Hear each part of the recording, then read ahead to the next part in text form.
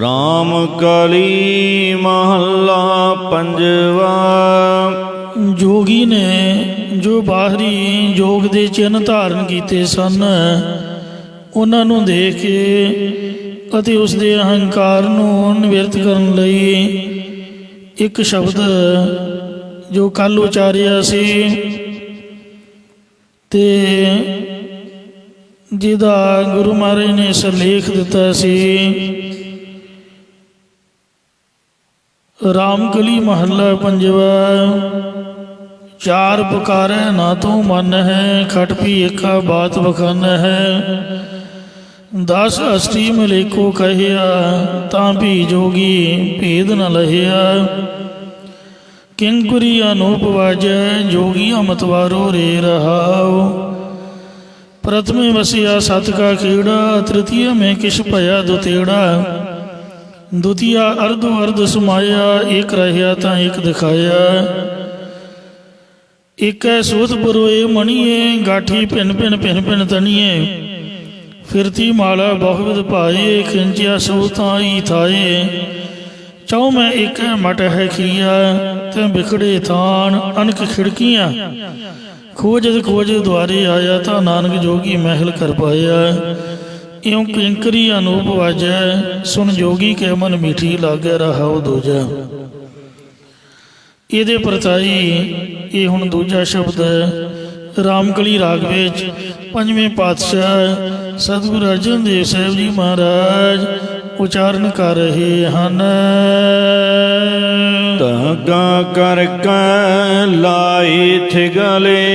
हे जोगी, सूक्ष्म शरीर रूप धागे करके प्रभु ने अस्थूल शरीर रूप टाकी लाई हुई है। ਲਉ ਨਾੜੀ ਸੁਆਹ ਅਸਤੇ। ਸਮੂਹ ਲਵੀਆਂ ਕੋਮਲ ਨਾੜੀਆਂ ਤਰੋਪੇ ਹਨ ਅਤੇ ਹੱਡੀਆਂ ਮੋਟੀਆਂ ਨਾੜਾਂ ਸੂਈਆਂ ਦੀ ਤਰ੍ਹਾਂ ਹਨ। ਇਸੇ ਪ੍ਰਕਾਰ ਧਾਗਾ ਕਰ ਕੈ ਲਾਈ ਥਿਗਲੇ। ਅਸਤੂਲ ਸਰੀਰ ਖਿੰਦਾ ਦੀ ਤਰ੍ਹਾਂ ਹੈ, ਕੰਫ ਖਪਣੀ ਦੀ ਤਰ੍ਹਾਂ ਹੈ।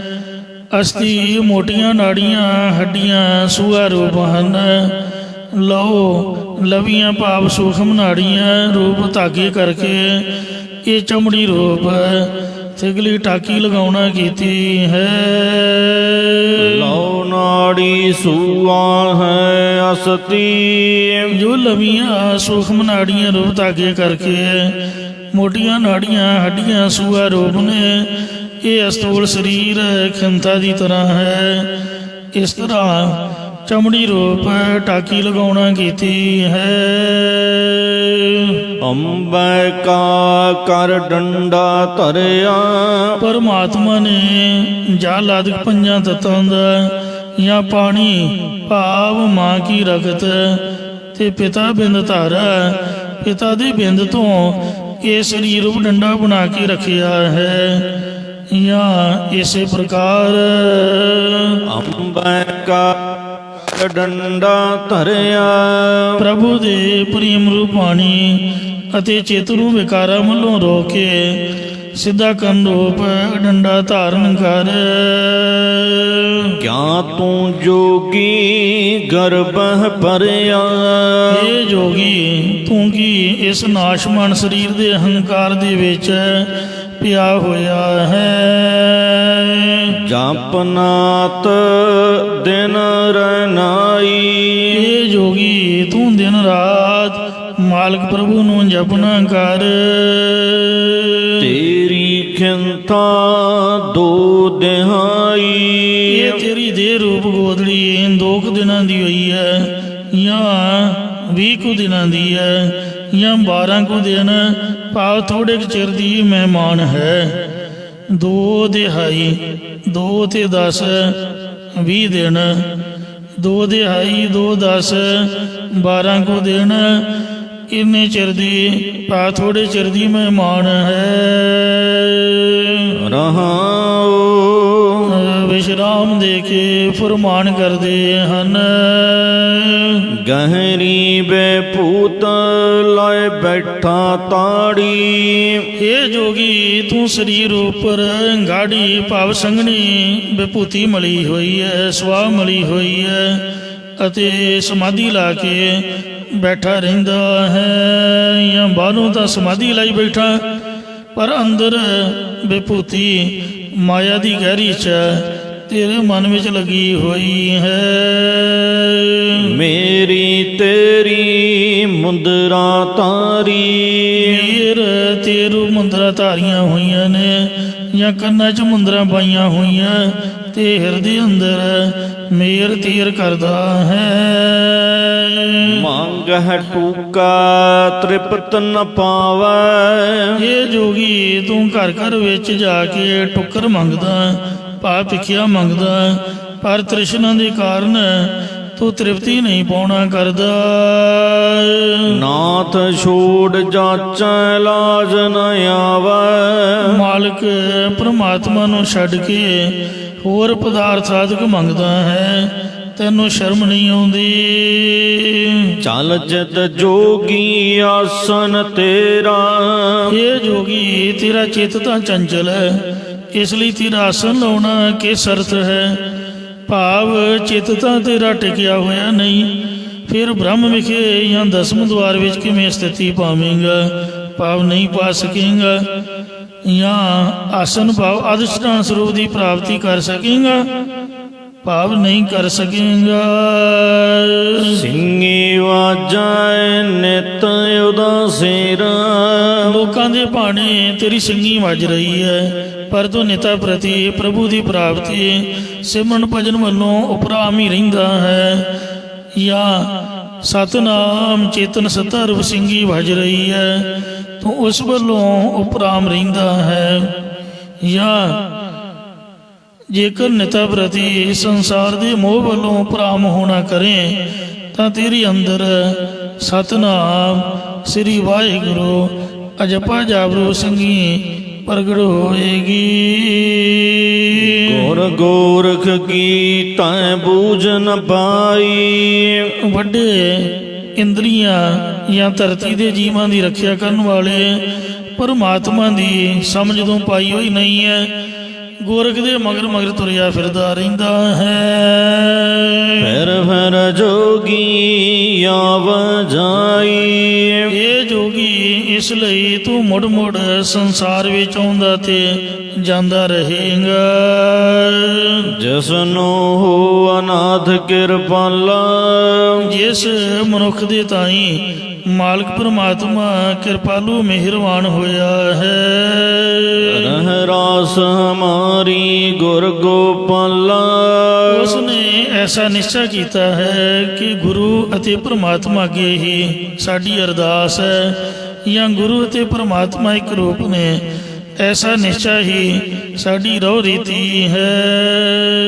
ਨਾਮੈ ਖਿੰਥਾ ਨਾਮੈ ਬਸਤਰ। ਇਹ ਜੋਗੀ ਜਿਸ ਨੇ ਪਰਮਾਤਮਾ ਦੇ ਨਾਮ ਦੀ ਹੋਈ ਗੋਦੜੀ ਪਹਿਨੀ ਹੈ ਤੇ ਨਾਮ ਨੂੰ ਹੀ ਬਸਤਰ ਰੂਪ ਸਮਝਿਆ ਹੈ। ਜਨ ਨਾਨਕ ਜੋਗੀ ਹੋਆ ਸਥਿਰ। ਸਤਿਗੁਰੂ ਸਾਹਿਬ ਜੀ ਕਥਨ ਕਰਦੇ ਕਿ ਐਸਾ ਜੋਗੀ ਜਨ ਬ੍ਰਹਮ ਸਰੂਪ ਦੇ ਵਿੱਚ ਅਸਥਿਤ ਹੋਇਆ ਹੁੰਦਾ ਹੈ। ਇਉਂ ਜਪਿਆ ਨਾਥ ਦਿਨ ਰਹਿਨਾਈ। ਇੰਜ ਜਿਸ ਨੇ ਦਿਨ ਰਾਤ ਮਾਲਕ ਦੇ ਨਾਮ ਨੂੰ ਸਿਮਰਨਾ ਕੀਤਾ ਹੈ। ਹੁਣ ਪਾਇਆ ਗੁਰ ਗੋਸਾਈ। ਉਸ ਨੇ ਹੁਣੇ ਹੀ ਭਾਵ ਇਸ ਮਨੁੱਖਾ ਜਨਮ ਦੇ ਵਿੱਚ ਹੀ ਵੱਡੇ ਮਾਲਕ ਪਰਮਾਤਮਾ ਨੂੰ ਜਾਂ ਗੁਰਾਂ ਦੁਆਰਾ ਮਾਲਕ ਪ੍ਰਭੂ ਨੂੰ ਪਾਉਣਾ ਕੀਤਾ ਹੈ। ਨੌ ਨਾਥਾਂ ਦੀ ਬਜਾਏ ਨਾਥ ਕਹਿੰਦੇ ਨੇ ਮਾਲਕ ਸੁਆਮੀ, ਉਹ ਤਾਂ ਪਰਮਾਤਮਾ ਹੀ ਹੈ। ਗੁਰ ਗੋਰਖ ਦੀ ਬਜਾਏ ਸਾਡਾ ਗੁਰੂ ਤਾਂ ਇੰਦਰੀਆਂ ਦੀ ਰੱਖਿਆ ਕਰਨ ਵਾਲਾ ਵਾਹਿਗੁਰੂ ਹੀ ਹੈ। ਕਿਉਂ ਗੋਰਖ ਅਤੇ ਨਾਥ ਦੇ ਅਰਥ ਵਾਹਿਗੁਰੂ ਵੱਲ ਲਾਏ ਹਨ ਮਹਾਰਾਜ ਨੇ। ਰਹਾਉ ਦੂਜਾ। ਇਸ ਸ਼ਬਦ ਵਿੱਚ ਵੀ ਇਹ ਦੂਜਾ ਰਹਾਉ ਦੋ ਰਹਾਉ ਨੇ। ਰਾਗੀ ਸਿੰਘਾਂ ਦੀ ਮਰਜ਼ੀ ਹੈ ਕਿ ਜਿਸ ਮਰਜ਼ੀ ਰਹਾਉ ਨੂੰ ਠੀਕ ਰੱਖ ਕੇ ਉਹ ਕੀਰਤਨ ਕਰਨ। ਰਾਮ ਕਲੀ ਮਹੱਲਾ ਪੰਜਵਾ। ਸਤਿਗੁਰੂ ਪੰਜਵੇਂ ਪਾਤਸ਼ਾਹ ਸ੍ਰੀ ਗੁਰੂ ਅਰਜਨ ਦੇਵ ਸਾਹਿਬ ਜੀ ਰਾਮ ਕਲੀ ਰਾਗ ਵਿੱਚ ਅਗਲਾ ਇਹ 14ਵਾਂ ਸ਼ਬਦ ਉਚਾਰਨ ਕਰ ਰਹੇ ਹਨ ਜੀ। ਕਰਨ ਕਰਾਵਨ ਸੋਈ। ਇਹ ਗੁਰਸਿੱਖੋ ਐਸਾ ਨਿਸ਼ਚਾ ਕਰੋ ਕਿ ਉਹ ਪਰਮਾਤਮਾ ਹੀ ਸਾਰੇ ਕਾਰਜਾਂ ਨੂੰ ਆਪ ਕਰਨ ਅਤੇ ਹੋਰਨਾਂ ਤੋਂ ਕਰਾਉਣ ਵਾਲਾ ਹੈ। ਆਨ ਨ ਦਿਸੈ ਕੋਈ। ਉਸ ਤੋਂ ਬਿਨਾ ਉਹਦੇ ਵਰਗਾ ਹੋਰ ਵੀ ਕੋਈ ਵੀ ਦਿਖਦਾ ਨਹੀਂ ਹੈ। ਠਾਕਰ ਮੇਰਾ ਸੁਗੜ ਸੁਜਾਨਾ। ਇਹ ਭਾਈ ਜੋ ਮੇਰਾ ਮਾਲਕ ਪਰਮਾਤਮਾ ਉਹ ਸ੍ਰੇਸ਼ਟ ਗਿਆਨ ਦੀਆਂ ਘਾੜਤਾਂ ਨੂੰ ਘੜਨੇ ਵਾਲਾ ਅਤੀ ਅੰਤਰਜਾਮੀ ਹੈ। ਗੁਰਮੁਖ ਮਿਲਿਆ ਰੰਗ ਮਨ। ਜਿਨ੍ਹਾਂ ਗੁਰਮੁਖਾਂ ਨੂੰ ਗੁਰਾਂ ਦੁਆਰਾ ਉਹ ਮਿਲਿਆ ਭਾਵ ਸਾਖਸ਼ਾਤ ਹੋਇਆ ਉਹਨੇ ਉਹਦੇ ਆਨੰਦ ਨੂੰ ਮਾਨਣਾ ਕੀਤਾ ਹੈ।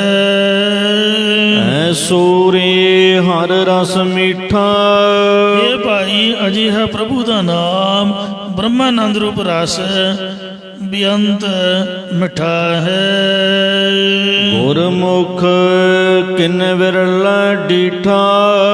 ਜੋ ਕਿਸੇ ਵਿਰਲੇ ਟਾਵੇਂ ਗੁਰਮੁਖ ਜਾਣੇ ਗੁਰਾਂ ਦੁਆਰਾ ਨਾਮ ਨੂੰ ਚੱਕ ਕੇ ਜਾਂ ਨਾਮ ਜਪ ਕੇ ਬ੍ਰਹਮਾਨੰਦ ਰੂਪ ਰਸ ਇਹ ਵੇਖਣਾ ਕੀਤਾ ਹੈ। ਰਹਾਉ ਵਿਸ਼ਰਾਮ ਦੇ ਕੇ ਫਰਮਾਉਂਦੇ ਨੇ ਸੋ ਜਾਣੈ ਜਿਨ ਚਾਖਿਆ। ਇਹ ਉਹੀ ਜਾਣਦਾ ਹੈ ਜਿਨੇ ਚੱਖਿਆ ਹੈ। ਕਥਨ ਕਹਿਣ ਗੋ ਸੋਝੀ ਨਾਹੀ ਜੋ ਭੇਖਿਆ ਤਿਸ ਬਣ ਆਵੈ। ਇਹ ਕਹਿਣ ਦੀਆਂ ਬਾਤਾਂ ਨਹੀਂ, ਜਿਨ੍ਹਾਂ ਨੇ ਚੱਖਿਆ ਹੈ ਉਹਨਾਂ ਨੇ ਹੀ ਇਹਦੇ ਆਨੰਦ ਨੂੰ ਮਾਣਿਆ ਹੈ। ਵਿਸ਼ਰਾਮ ਦੇ ਕੇ ਫਰਮਾਉਂਦੇ ਨੇ ਨਿਰਮਲ ਜੋਤ ਅੰਮ੍ਰਿਤ ਹਰ ਨਾਮ। ਇਹ ਭਾਈ ਉਸ ਪਰਮਾਤਮਾ ਦੀ ਉਜਲ ਜੋਤੀ ਪ੍ਰਕਾਸ਼ ਹੈ। ਉਜਲ ਸਰੂਪ ਤੇ ਪ੍ਰਕਾਸ਼ ਰੂਪ ਹਰੀ ਦਾ ਨਾਮ ਮ੍ਰਿਤੂ ਤੋਂ ਰਹਿਤ ਕਰਨੇ ਵਾਲਾ ਹੈ ਜਾਂ ਬ੍ਰਹਮਾਨੰਦ ਰੂਪ ਅੰਮ੍ਰਿਤ ਇਹਦੇ ਦੇਣ ਵਾਲਾ ਹੈ। ਪੀਵਤ ਅਮਰ ਭਏ ਨਿਹਕਾਮ। ਜਿਸ ਨਾਮ ਅੰਮ੍ਰਿਤ ਨੂੰ ਪੀਂਦਿਆਂ ਹੀ ਨਿਸ਼ਕਾਮੀ ਪੁਰਖ ਮ੍ਰਿਤੂ ਤੋਂ ਰਹਿਤ ਹੋ ਗਏ ਹਨ। ਤਨ ਮਨ ਸੀਤਲ ਅਗਨ ਨਿਵਾਰੀ। ਉਹਨਾਂ ਦਾ ਤਨ ਸਰੀਰ ਤੇ ਮਨ ਵੀ ਠੰਡਾ ਹੋ ਗਿਆ ਤੇ ਪ੍ਰਭੂ ਨੇ ਉਹਨਾਂ ਦੀ ਤ੍ਰਿਸ਼ਨਾ ਈਰਖਾ ਰੂਪ ਅੱਗ ਵੀ ਨਿਵਰਤ ਕਰ ਦਿੱਤੀ ਹੈ। ਆਨੰਦ ਰੂਪ ਪ੍ਰਗਟੇ ਸੰਸਾਰੀ। ਉਹਨਾਂ ਨੂੰ ਇਸ ਸੰਸਾਰ ਵਿੱਚ ਰਹਿੰਦਿਆਂ ਹੀ ਆਨੰਦ ਸਰੂਪ ਪ੍ਰਭੂ ਜੀ ਪ੍ਰਗਟ ਸਾਖਸ਼ਾਤ ਹੋ ਗਏ ਹਨ। ਜਾਂ ਸੰਸਾਰੀ ਭਾਵ ਗ੍ਰਸਤੀ ਰਹਿੰਦਿਆਂ ਜਾਂ ਜਦੋਂ ਸੰਸਿਆਂ ਦੇ ਆਰੀ ਵੈਰੀ ਹੋਏ ਤਦੋਂ ਆਨੰਦ ਸਰੂਪ ਪਰਮਾਤਮਾ ਹਿਰਦੇ ਅੰਦਰੋਂ ਪ੍ਰਗਟ ਹੋ ਆਏ ਹਨ। ਮਤਲਬ ਨਾਮ ਜਪਣ ਦਾ ਤਾਂ ਹੀ ਲਾਭ ਹੈ ਜੇ ਆਪਣੇ ਆਪ ਨੂੰ ਵਿਸ਼ਿਆਂ ਤੋਂ ਬਚਾ ਕੇ ਰੱਖੇ, ਸੰਸਿਆਂ ਤੋਂ ਬਚਾ ਕੇ ਰੱਖੇ। ਜੇ ਵਿਕਾਰਾਂ ਤੋਂ ਨਹੀਂ ਬਚਿਆ ਹੈ ਤਾਂ ਜਿਸ ਤਰ੍ਹਾਂ ਪਾਣੀ 'ਚ ਵੀ ਖੇਤੀ ਮਰ ਜਾਂਦੀ ਹੈ, ਗਲ ਜਾਂਦੀ ਹੈ, ਇਉਂ ਬਾਣੀ ਦਾ ਲਾਭ ਪੂਰਾ ਨਹੀਂ ਮਿਲਦਾ ਹੈ। ਜੇ ਜੀਵਨ ਹੀ ਗਲ ਗਿਆ ਸੋ ਲਾਭ ਤਾਂ ਹੈ ਭਾਵੇਂ ਪੜੋ ਥੋੜੀ ਪਰ ਰਹਿਤ ਜ਼ਰੂਰੀ ਹੈ। ਰਹਿਣੀ ਰਹੇ ਸੋਈ ਸਿੱਖ ਮੇਰਾ ਉਹ ਸਾਹਿਬ ਮੈਂ ਉਸਕਾ ਚੀਰਾ। ਕਿਆ ਦੇਵਾਓ ਜਾਂ ਸਭ ਕਿਛ ਤੇਰਾ। ਇਹ ਪਰਮਾਤਮਾ ਮੈਂ ਕੀ ਪਦਾਰਥ ਭੇਟਾ ਆਦਿ ਕਾਬ ਜੀ ਨੂੰ ਦੇਵਾਂ ਜਦ ਸਾਰਾ ਕੁਝ ਤੇਰਾ ਹੀ ਦਿੱਤਾ ਹੋਇਆ ਹੈ। ਤੂੰ ਦਾਤਾ ਦਾਤਾਰ ਤੇਰਾ ਦਿੱਤਾ ਖਾਵਣਾ। ਸਦ ਬਲਹਾਰ ਜਾਓ ਲਖ ਬੇਰਾ। ਮੈਂ ਲੱਖਾਂ ਵਾਰ ਸਦ ਹਮੇਸ਼ਾ ਆਪ ਜੀ ਤੋਂ ਬਲਿਹਾਰ ਕੁਰਬਾਨ ਜਾਣਾ ਕਰਦਾ ਹੈ।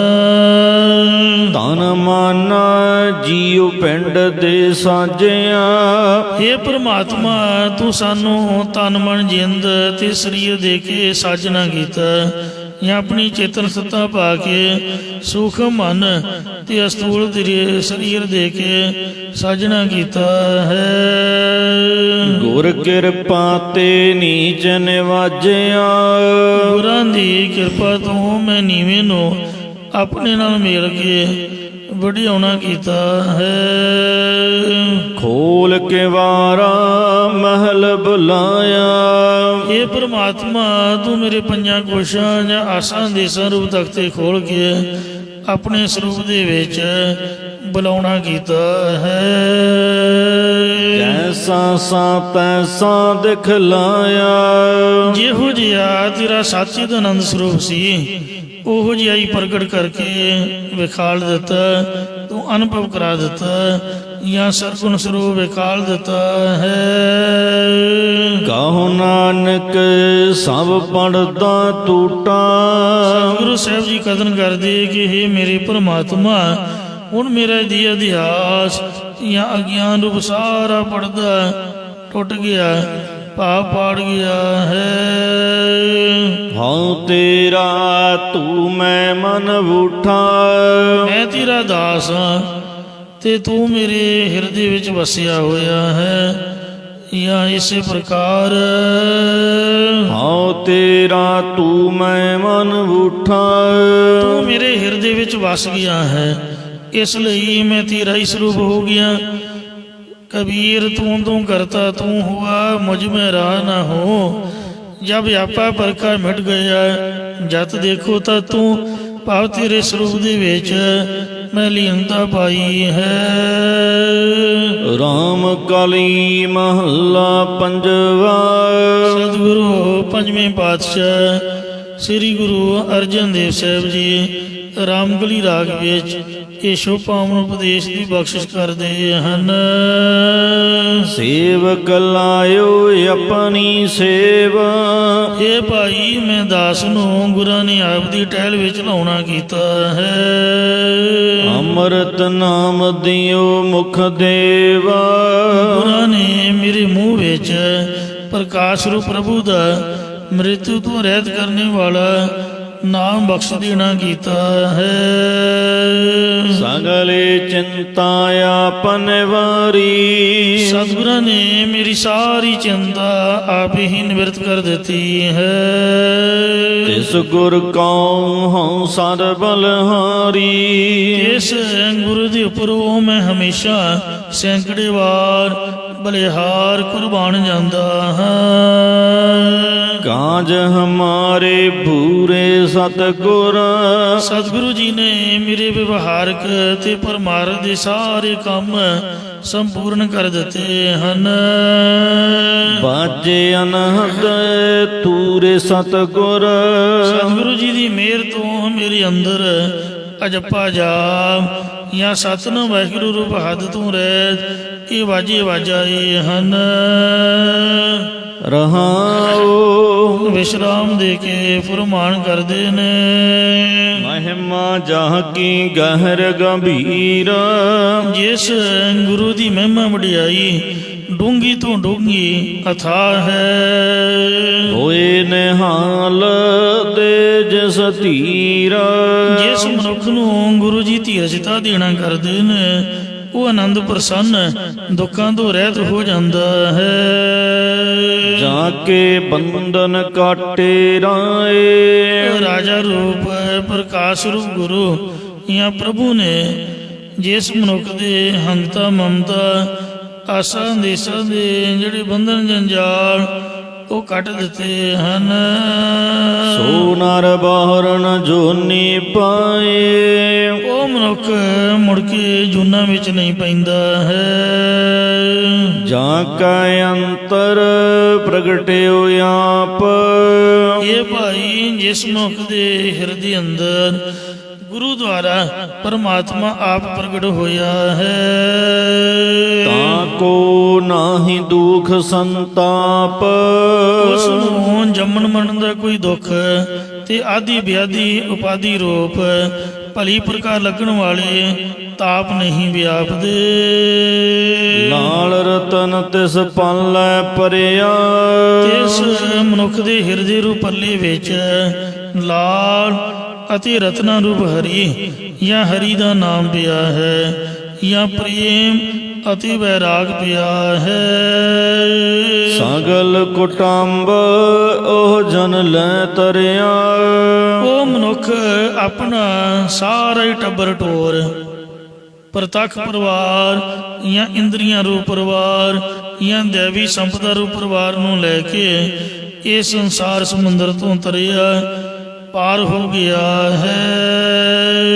ਨਾ ਕਿਛ ਭਰਮ ਨਾ ਦੁਬਧਾ ਦੂਜਾ, ਉਸ ਨੂੰ ਨਾ ਹੀ ਕੁਝ ਸਰੂਪ ਦਾ ਭਰਮ ਰਹਿ ਜਾਂਦਾ ਤੇ ਨਾ ਹੀ ਦ્વੈਤ ਭਾਵ ਕਰਕੇ ਦੁਚਿੱਤਾਪੁਣ ਰਹਿ ਜਾਂਦਾ ਹੈ। ਏਕੋ ਏਕ ਨਿਰੰਜਨ ਪੂਜਾ, ਉਹ ਇੱਕੋ ਇੱਕ ਸ਼ੁੱਧ ਸਰੂਪ ਹਰੀ ਦੀ ਪੂਜਾ ਕਰਦਾ ਹੈ। ਜਾਂ ਇਸੇ ਪ੍ਰਕਾਰ ਏਕੋ ਏਕ ਨਿਰੰਜਨ ਪੂਜਾ, ਇੱਕੋ ਨਿਰਗੁਣ ਸਰੂਪ ਤੇ ਇੱਕੋ ਸਰਗੁਣ ਸਰੂਪ ਹੈ। ਇਹੋ ਨਿਸ਼ਚੈ ਕਰਕੇ ਸ਼ੁੱਧ ਰੂਪ ਹਰੀ ਕੋਲ ਪੁੱਜ ਗਿਆ, ਭਾਵ ਉਹਦੇ ਸਰੂਪ ਦੇ ਨਾਲ ਭੇਦ ਹੋਇਆ ਹੈ। ਜਤ ਕਤ ਦੇਖੋ ਆਪ ਦਿਆਲ, ਉਸ ਦੀ ਐਸੀ ਦ੍ਰਿਸ਼ਟੀ ਜਾਗੀ ਹੈ ਕਿ ਉਹ ਜਿੱਥੇ ਕਿੱਥੇ ਵੀ ਦੇਖਦਾ ਉਸ ਨੂੰ ਆਪ ਦਇਆ ਦਾ ਘਰ ਪ੍ਰਭੂ ਹੀ ਪ੍ਰਤੀਤ ਹੁੰਦਾ ਹੈ। ਕਹੁ ਨਾਨਕ ਪ੍ਰਭ ਮਿਲੇ ਰਸਾਲ, ਸਤਿਗੁਰੂ ਸਾਹਿਬ ਜੀ ਕਥਨ ਕਰਦੇ ਕਿ ਉਹਨੂੰ ਸੁੰਦਰ ਪਰਮਾਤਮਾ ਜੀ ਪ੍ਰਾਪਤ ਹੋ ਗਏ ਹਨ। ਰਾਮ ਕਲੀ ਮਹੱਲਾ ਪੰਜਵਾ, ਰਾਮਕਲੀ ਰਾਗ ਵਿੱਚ ਸਤਿਗੁਰੂ ਪੰਜਵੇਂ ਪਾਤਸ਼ਾਹ ਸ਼ਹੀਦਾਂ ਦੇ ਸਰਤਾਜ ਸ੍ਰੀ ਗੁਰੂ ਅਰਜਨ ਦੇਵ ਸਾਹਿਬ ਜੀ ਇਹ ਸਾਧ ਸੰਗਤ ਜੀ ਉਹ 16ਵਾਂ ਸ਼ਬਦ ਉਚਾਰਨ ਕਰ ਰਹੇ ਹਨ। ਤਨ ਤੇ ਛੁਟਕੀ ਆਪਣੀ ਤਾਰੀ, ਇਹ ਭਾਈ ਜਿਹੜੀ ਆਪਣਤ ਧਾਰੀ ਹੋਈ ਸੀ ਉਹ ਸਰੀਰ ਤੋਂ ਹੁਣ ਛੁੱਟ ਗਈ ਹੈ। ਕਬੀਰ ਮੇਰਾ ਮੁਝ ਮੈਂ ਕਿਛ ਨਹੀਂ, ਜੋ ਕਿਛ ਹੈ ਸੋ ਤੇਰਾ, ਤੇਰਾ ਤੁਝ ਕੋ ਸੌਂਪਤੇ ਕਿਆ ਲਾਗੇ ਮੇਰਾ। ਪ੍ਰਭ ਕੀ ਆਗਿਆ ਲੱਗੀ ਪਿਆਰੀ, ਪਰਮਾਤਮਾ ਦੀ ਆਗਿਆ ਮੈਨੂੰ ਹੁਣ ਪਿਆਰੀ ਲੱਗ ਆਈ ਹੈ। ਜੋ ਕਿਛ ਕਰੈ ਸੋ ਮਨ ਮੇਰਾ ਮਿੱਠਾ, ਅੰਤਰਜਾਮੀ ਪਰਮਾਤਮਾ ਜੋ ਕੁਝ ਵੀ ਤਿੰਨਾਂ ਕਾਲਾਂ 'ਚ ਕਰਦਾ ਉਹ ਜਦ ਮੇਰੇ ਹਿਰਦੇ ਵਿੱਚ ਮਿੱਠਾ ਪਿਆਰਾ ਲੱਗ ਪਿਆ ਹੈ। ਤਾਹਿ ਅਚਰਜ ਨੈਨੋ ਡੀਠਾ, ਤਾਂ ਹੀ ਅਚਰਜ ਸਰੂਪ ਪਰਮਾਤਮਾ ਨੂੰ ਆਪਣੇ ਮਨ ਬੁੱਧ ਰੂਪ ਨੇਤਰਾਂ ਨਾਲ ਅਨੁਭਵ ਕਰਨ ਰੂਪ ਦੇਖ ਲੈਣਾ ਕੀਤਾ। ਅਬ ਮੋਹ ਜਾਨੀ ਰੇ ਮੇਰੀ ਗਈ ਬਲਾਏ, ਇਹ ਭਾਈ ਹੁਣ ਇਸ ਕਾਲ ਵਿੱਚ ਮੈਂ ਗੱਲ ਜਾਣੀ ਹੈ ਕਿ ਮੇਰੀ ਅਵਿਦਿਆ ਰੂਪ ਬਲਾ ਉਹ ਚਲੀ ਗਈ ਹੈ। ਬੁਝ ਗਈ ਤ੍ਰਿਸ਼ਨ ਨਿਵਾਰੀ ਮਮਤਾ, ਅਵਿਦਿਆ ਦੇ ਜਾਣ ਨਾਲ ਤ੍ਰਿਸ਼ਨਾ ਰੂਪ ਅੱਗ ਵੀ ਬੁਝ ਗਈ, ਮੇਰ ਤੇਰ ਵੀ ਨਿਮਰਤ ਹੋ ਗਈ ਹੈ। ਗੁਰ ਪੂਰਾ ਲਿਓ ਸਮਝਾਏ, ਪੂਰਨ ਸਤਿਗੁਰਾਂ ਨੇ ਮੈਨੂੰ ਸ਼ੁਭ ਸਿੱਖਿਆ ਸਮਝਾ ਕੇ ਆਪਣੀ ਸ਼ਰਨ ਵਿੱਚ ਲੈਣਾ ਕੀਤਾ ਹੈ। ਰਹਾਉ ਵਿਸ਼ਰਾਮ ਦੇ ਕੇ ਫਰਮਾਨ ਕਰਦੇ ਨੇ, ਕਰ ਕਿਰਪਾ ਰੱਖਿਓ ਗੁਰ ਸਰਣਾ, ਇਹ ਭਾਈ ਗੁਰਾਂ ਨੇ ਕਿਰਪਾ ਮਿਹਰ ਕਰਕੇ ਮੈਨੂੰ ਆਪਣੀ ਓਟ ਵਿੱਚ ਰੱਖ ਲਿਆ ਹੈ। ਗੁਰ ਪਕਰਾਏ ਹਰ ਕੇ ਚਰਣਾ, ਗੁਰਾਂ ਨੇ ਮੈਨੂੰ ਹਰੀ ਪ੍ਰਭੂ ਦੇ ਚਰਨ ਫੜਾਉਣਾ ਕੀਤੇ, ਭਾਵ ਨਾਮ ਦੀ ਦਾਤ ਦੇ ਕੇ ਪ੍ਰਭੂ ਦੇ ਨਾਲ ਸੁਰਤ ਜੋੜ ਦਿੱਤੀ ਹੈ। ਬੀਸ ਵਿਸਵੇ ਜਾ ਮਨ ਠਹਿਰਾਨੇ, ਨਾਮ ਦੀ ਬਰਕਤ ਨਾਲ ਜਦ ਨਿਸ਼ਚੈ ਕਰਕੇ ਜਾਂ 5 ਗਿਆਨ ਇੰਦਰੇ, 5 ਕਰਮ ਇੰਦਰੇ, 5 ਸ਼ਬਦ ਸਪਰਸ਼ ਰੂਪ ਰਸ ਗੰਧ ਤੇ 5 ਕਾਮ ਕ੍ਰੋਧ ਲੋਭ ਮੋਹ ਹੰਕਾਰ ਇਹਨਾਂ ਵਿਕਾਰਾਂ ਨੂੰ ਚੰਗੀ ਤਰ੍ਹਾਂ ਰੋਕ ਕੇ ਜਦ ਮਨ ਅਸਥਿਤ ਹੋ ਗਿਆ, ਗੁਰ ਪਾਰ ਬ੍ਰਹਮ ਏਕ ਹੀ ਜਾਣੇ। ਤਦੋਂ ਗੁਰੂ ਅਤੇ ਪ੍ਰਭੂ ਨੂੰ ਇੱਕ ਸਰੂਪ ਕਰਕੇ ਹੀ ਜਾਣਨਾ ਕੀਤਾ ਹੈ। ਜੋ ਜੋ ਕੀਨੋ ਹਮ ਤਿਸ ਕੇ ਦਾਸ। ਇਹ ਭਾਈ ਪ੍ਰਮਾਤਮਾ ਨੇ ਜੋ ਜੋ ਵੀ ਕਰਤੱਵ ਕੀਤਾ ਉਹੀ ਭਲਾ ਹੈ।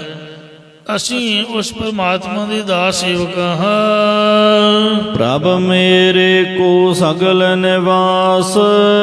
ਇਹ ਭਾਈ ਮੇਰੇ ਪਰਮਾਤਮਾ ਦੇ ਸਾਰੇ ਘਟਾਂ ਘਟਾਂ ਵਿੱਚ ਨਿਵਾਸ ਵਾਸਾ ਹੈ। ਘਟ ਘਟ ਮੈਂ ਹਰ ਜੂ ਬਸੈ, ਸੰਤਨ ਕਹਿਓ ਪੁਕਾਰ। ਨਾ ਕੋ ਦੂਤ ਨਹੀਂ ਬੈਰਾਈ। ਜਿਨ੍ਹਾਂ ਦਾ ਨਾ ਕੋਈ ਹੁਣ ਚੁਗਲੀ ਕਰਨ ਵਾਲਾ ਦੁਸ਼ਮਣ ਤੇ ਨਾ ਹੀ ਕੋਈ ਵੈਰੀ ਹੈ। ਇਸੇ ਪ੍ਰਕਾਰ ਨਾ ਕੋ ਦੂਤ ਨਹੀਂ ਬੈਰਾਈ। ਦੂਤ ਭਾਵ ਇੰਦਰੇ ਵਾਸ਼ਨਾਵਾਂ ਦੇ ਅਧੀਨ ਨਹੀਂ ਉਹਨਾਂ ਦੇ ਰਹੇ, ਤੇ ਵੈਰੀ ਤੋਂ ਭਾਵ ਕਾਮ ਕ੍ਰੋਧ ਆਦਿਕ ਵਿਕਾਰ ਵੀ ਉਹਨਾਂ ਨੂੰ ਤੰਗ ਪਰੇਸ਼ਾਨ ਨਹੀਂ ਕਰਦੇ। ਗਲ ਮਿਲ ਚਾਲੇ ਕੈ ਪਾਈ। ਇਹ ਭਾਈ ਹੁਣ ਅਸੀਂ ਪ੍ਰਭੂ ਦੇ ਅਭੇਦ ਨਿਸ਼ਚੇ ਰੂਪ ਗੱਲ ਨਾਲ ਮਿਲ ਕੇ ਉਹਦੇ ਇੱਕ ਸਰੂਪ ਰੂਪੀ ਘਰ ਵਿੱਚ ਚੱਲੇ ਹਾਂ। ਜਾਂ ਇਸੇ ਪ੍ਰਕਾਰ ਗਲ ਮਿਲ ਚਾਲੇ ਕੈ ਪਾਈ। ਪ੍ਰਭੂ ਦੀ ਪ੍ਰਾਪਤੀ ਵਾਲੀਆਂ ਗੱਲਾਂ ਨਾਲ ਮਿਲ ਕੇ ਤੁਰਿਆ ਪਦ ਵਿੱਚ ਚੱਲੇ ਆ। ਸਾਨੂੰ ਏਕਤਾ ਹੀ ਪਾਉਂਦੀ ਹੈ। ਜਾਂ ਕਉ ਗੁਰ ਹਰਿ ਦੀਏ ਸੁਖਾ। ਇਹ ਭਾਈ ਜਿਸ ਮਨੁੱਖ ਨੂੰ ਗੁਰਾਂ ਨੇ ਹਰੀ ਦੀ ਪ੍ਰਾਪਤੀ ਦੇ ਜਾਂ ਹਰੀ ਸੁਖ ਦੇਣਾ ਕੀਤੇ, ਹਰੇਕ ਸੁਖ ਦੇਣਾ ਕੀਤੇ ਨੇ, ਤਾਂ ਕੋ ਬਾਹਰਨ ਲੱਗਹਿ ਦੁਖਾ। ਇਸ ਨੂੰ ਮੁੜ ਕੇ ਕੋਈ ਵੀ ਦੁੱਖ ਕਸ਼ਟ ਨਹੀਂ ਲੱਗਦਾ। ਜੋ ਨਰ ਦੁੱਖ ਮੈਂ ਦੁੱਖ ਨਹੀਂ ਮੰਨੈ, ਸੁਖ ਸਨੇਹ ਹਰ ਭੈ ਨਹੀਂ ਜਾਗੈ, ਕੰਚਨ ਮਾਟੀ ਮਨ। ਆਪੇ ਆਪ ਸਰਬ ਪ੍ਰਤਪਾਲ। ਉਸ ਨੂੰ ਐਸਾ ਨਿਸ਼ਚਾ ਵੱਜ ਜਾਂਦਾ ਕਿ ਪ੍ਰਮਾਤਮਾ ਆਪ ਹੀ ਸਾਰਿਆਂ ਦੇ ਤਾਈਂ ਪਾਲਣਾ ਪੋਸ਼ਣ ਕਰਨੇ ਵਾਲਾ ਹੈ। ਨਾਨਕ ਰਾਤੋ ਰੰਗ ਗੋਪਾਲ। ਸਤਿਗੁਰੂ ਸਾਹਿਬ ਜੀ ਕਥਨ ਕਰਦੇ ਕਿ ਉਹ ਪ੍ਰਿਥਵੀ ਦੇ ਮਾਲਕ ਪ੍ਰਮਾਤਮਾ ਦੇ ਆਨੰਦ ਵਿੱਚ ਗੁਰਮੁਖ ਰੰਗਿਆ ਰਹਿੰਦਾ ਹੈ। ਗੁਰ ਰੰਗੇ ਸੇ ਪਏ ਨਿਹਾਲ। ਰਾਮ ਕਾਲੀ ਮਹੱਲਾ ਪੰਜਵਾ। ਪੰਜਵੇਂ ਪਾਤਸ਼ਾਹ ਧੰਨ ਸਤਿਗੁਰੂ ਅਰਜਨ ਦੇਵ ਸਾਹਿਬ ਜੀ ਰਾਮਕਲੀ ਰਾਗ ਵਿੱਚ ਇਹ ਅਗਲਾ ਸ਼ਬਦ ਜੋ 17ਵਾਂ ਨੰਬਰ, ਇਹ 17ਵਾਂ ਸ਼ਬਦ ਉਚਾਰ ਰਹੇ ਹਨ। ਮੁਖ ਤੇ ਪੜਤਾ ਟੀਕਾ ਸਹਿਤ। ਇੱਕ ਦਿਨ ਸ੍ਰੀ ਗੁਰੂ ਅਰਜਨ ਦੇਵ ਸਾਹਿਬ ਜੀ ਸੱਚਖੰਡ ਸ੍ਰੀ ਹਰਿਮੰਦਰ ਸਾਹਿਬ ਦੇ ਸਰੋਵਰ ਦੀਆਂ ਪਰਿਕਰਮਾ ਕਰ ਰਹੇ ਸਨ, ਤੇ ਨਾਲ ਭਾਈ ਗੁਰਦਾਸ, ਭਾਈ ਧਿਰਾਣਾ, ਭਾਈ ਮੰਝ ਤੇ ਬਾਬਾ ਬੁੱਢਾ ਜੀ ਆਦਿ ਗੁਰਸਿੱਖ ਸਨ। ਉਦੋਂ ਪਰਿਕਰਮਾ ਇਸ ਤਰ੍ਹਾਂ ਸੰਗਮਰਮਰ ਵਾਲੀਆਂ ਪੂਰੀਆਂ ਸਿੱਧੀਆਂ ਨਹੀਂ ਸੀ ਹੁੰਦੀਆਂ, ਤੇ ਉਹ ਕੱਚੀਆਂ ਹੀ ਸੀ, ਆਲਾ ਦੁਆਲਾ ਖਾਲੀ ਹੋਈ ਸੀਗਾ। ਜਦੋਂ ਬਾਬੇ ਬੁੱਢੇ ਦੀ ਬੇਰ ਪਹੁੰਚੇ, ਉੱਥੇ ਇੱਕ ਬ੍ਰਾਹਮਣ ਸਾਲਗ੍ਰਾਮ ਰੱਖੀ ਬੈਠਾ ਸੀਗਾ। ਸਰੋਵਰ ਦੇ ਕੰਢੇ ਕੰਢੇ ਬ੍ਰਾਹਮਣ, ਇਹਨਾਂ ਦੀ ਗੰਦੀ ਆਦਤ ਵੇਖਿਆ ਨਾ ਵੀ ਜਿੱਥੇ ਲੋਕ ਆਉਣ ਲੱਗ ਪਏ, ਗੁਰਦੁਆਰਾ ਵਧੀਆ ਚੱਲਦਾ ਹੈ, ਗੁਰਦੁਆਰਾ ਦਾ ਇਤਿਹਾਸ ਹੀ ਹੁੰਦਾ, ਇਹਨਾਂ ਆਪ ਦਾ ਸ਼ਿਵਲਿੰਗ ਜਿਹਾ ਬਣਾ ਕੇ ਜਾਂ ਦਰਖਤ ਦੀ ਚੁੰਨੀ ਜੀ ਪਾ ਕੇ ਬਹਿ ਜਾਣਾ ਹੁੰਦਾ। ਧੂਪ ਵੀ ਦਿਖਾਉਣੀ ਆ, ਹੋਰ ਉੱਥੇ ਕੀ ਕਰਨਾ, ਤੇ ਮਾੜੀ ਜੋਤ ਜਗਾ ਦੇਣੀ, ਉਹਦੇ ਸੰਧੂਰ ਜਿਹਾ ਪੁੱਕ ਦੇਣਾ, ਤੇ ਉੱਥੇ ਆਪ ਦਾ ਨਿਸ਼ਾਨੀ ਜੀ ਲਾ ਕੇ ਤੇ ਹੌਲੀ ਹੌਲੀ ਵੱਡਾ ਜਗਾੜ ਕਰ ਲੈਣਾ। ਅੰਮ੍ਰਿਤਸਰ ਸਾਹਿਬ ਵੀ ਜਲਿਆਂਵਾਲੇ ਬਾਗ ਤੋਂ ਜਦ ਘੰਟਾ ਘਰ ਵਾਲੀ ਦਰਸ਼ਨ ਡਿਊਟੀ ਨੂੰ ਜਾਈਏ ਤਾਂ ਉਹ ਸ਼ਨੀ ਮੰਦਿਰ ਤਾਂ ਸਾਡੇ ਵੇਖਣ ਤੋਂ ਪਹਿਲਾਂ ਦਾ ਹੀ ਆ, ਉਹ ਵੀ ਇਸ ਤਰ੍ਹਾਂ ਹੀ ਬਣਾਇਆ ਹੋਣਾ ਹੈ।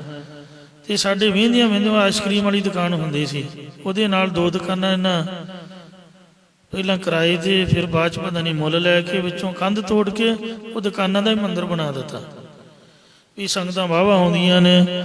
ਸੀਤਲਾ ਮੰਦਿਰ ਵੀ ਇਸੇ ਤਰ੍ਹਾਂ ਰੀਸ ਨਾਲ ਹੀ ਬਣਾਇਆ, ਉਸ ਤਰ੍ਹਾਂ ਦਾ ਹੀ ਸਰੋਵਰ ਹੈ ਤੇ ਉਸ ਤਰ੍ਹਾਂ ਦਾ ਹੀ ਉਹ ਦਰਸ਼ਨੀ ਡਿਉੜੀ ਹੈ, ਉਸੇ ਤਰ੍ਹਾਂ ਦੀ ਹਰ ਕੀ ਪੌੜੀ ਹੈ, ਉਸੇ ਤਰ੍ਹਾਂ ਦਾ ਹੀ ਉੱਪਰ ਗੁੰਮਟ ਬਣਿਆ ਹੋਇਆ।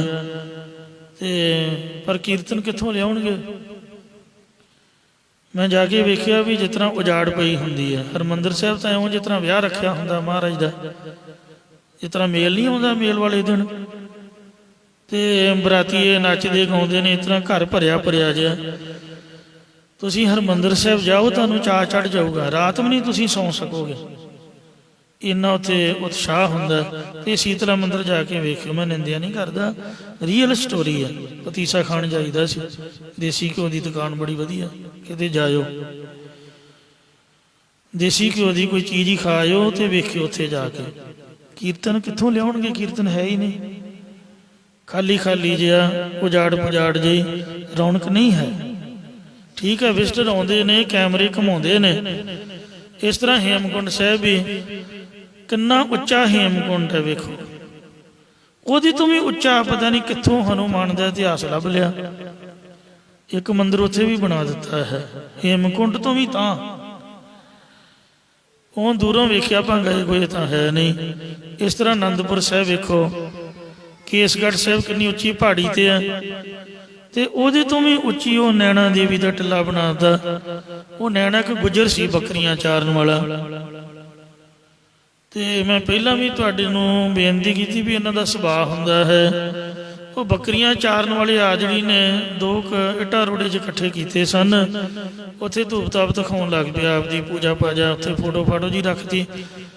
ਉਹ ਨੈਣਾ ਤਾਂ ਗੁੱਜਰ ਸੀਗਾ, ਕੋਈ ਦੇਵੀ ਥੋੜ੍ਹਾ ਨੈਣਾ। ਤੇ ਲੋਕ ਕਮਲੇ ਹੋਏ। ਆਨੰਦਪੁਰ ਸਾਹਿਬ ਤਾਂ ਬਾਅਦ ਵਿੱਚ ਆਉਂਦੇ ਨੇ। ਆਪਾਂ ਵੀ ਇਸ ਤਰ੍ਹਾਂ ਹੀ ਕਰੀਦਾ ਸੀਗਾ ਅੰਮ੍ਰਿਤ ਛਕਣ ਤੋਂ ਪਹਿਲਾਂ।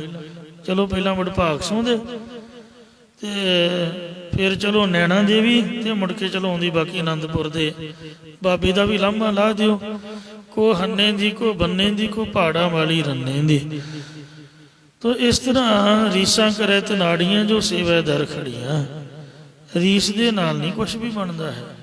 ਗੁਰਦੁਆਰਾ ਲੰਗਰ ਸਾਹਿਬ ਤੋਂ ਜਦ ਤਖਤ ਸਾਹਿਬ ਸੱਚਖੰਡ ਹਜੂਰ ਸਾਹਿਬ ਨੂੰ ਜਾਈਏ ਤਾਂ ਬੜੀ ਸੋਹਣੀ ਰੋਡ ਹੈ, ਉੱਥੇ ਵੀ ਚੌਂਕ ਦੇ ਵਿੱਚ ਕਾਰਨਰ ਤੇ ਇੱਕ ਮੰਦਿਰ ਬਣਿਆ ਹੋਇਆ ਹੈ।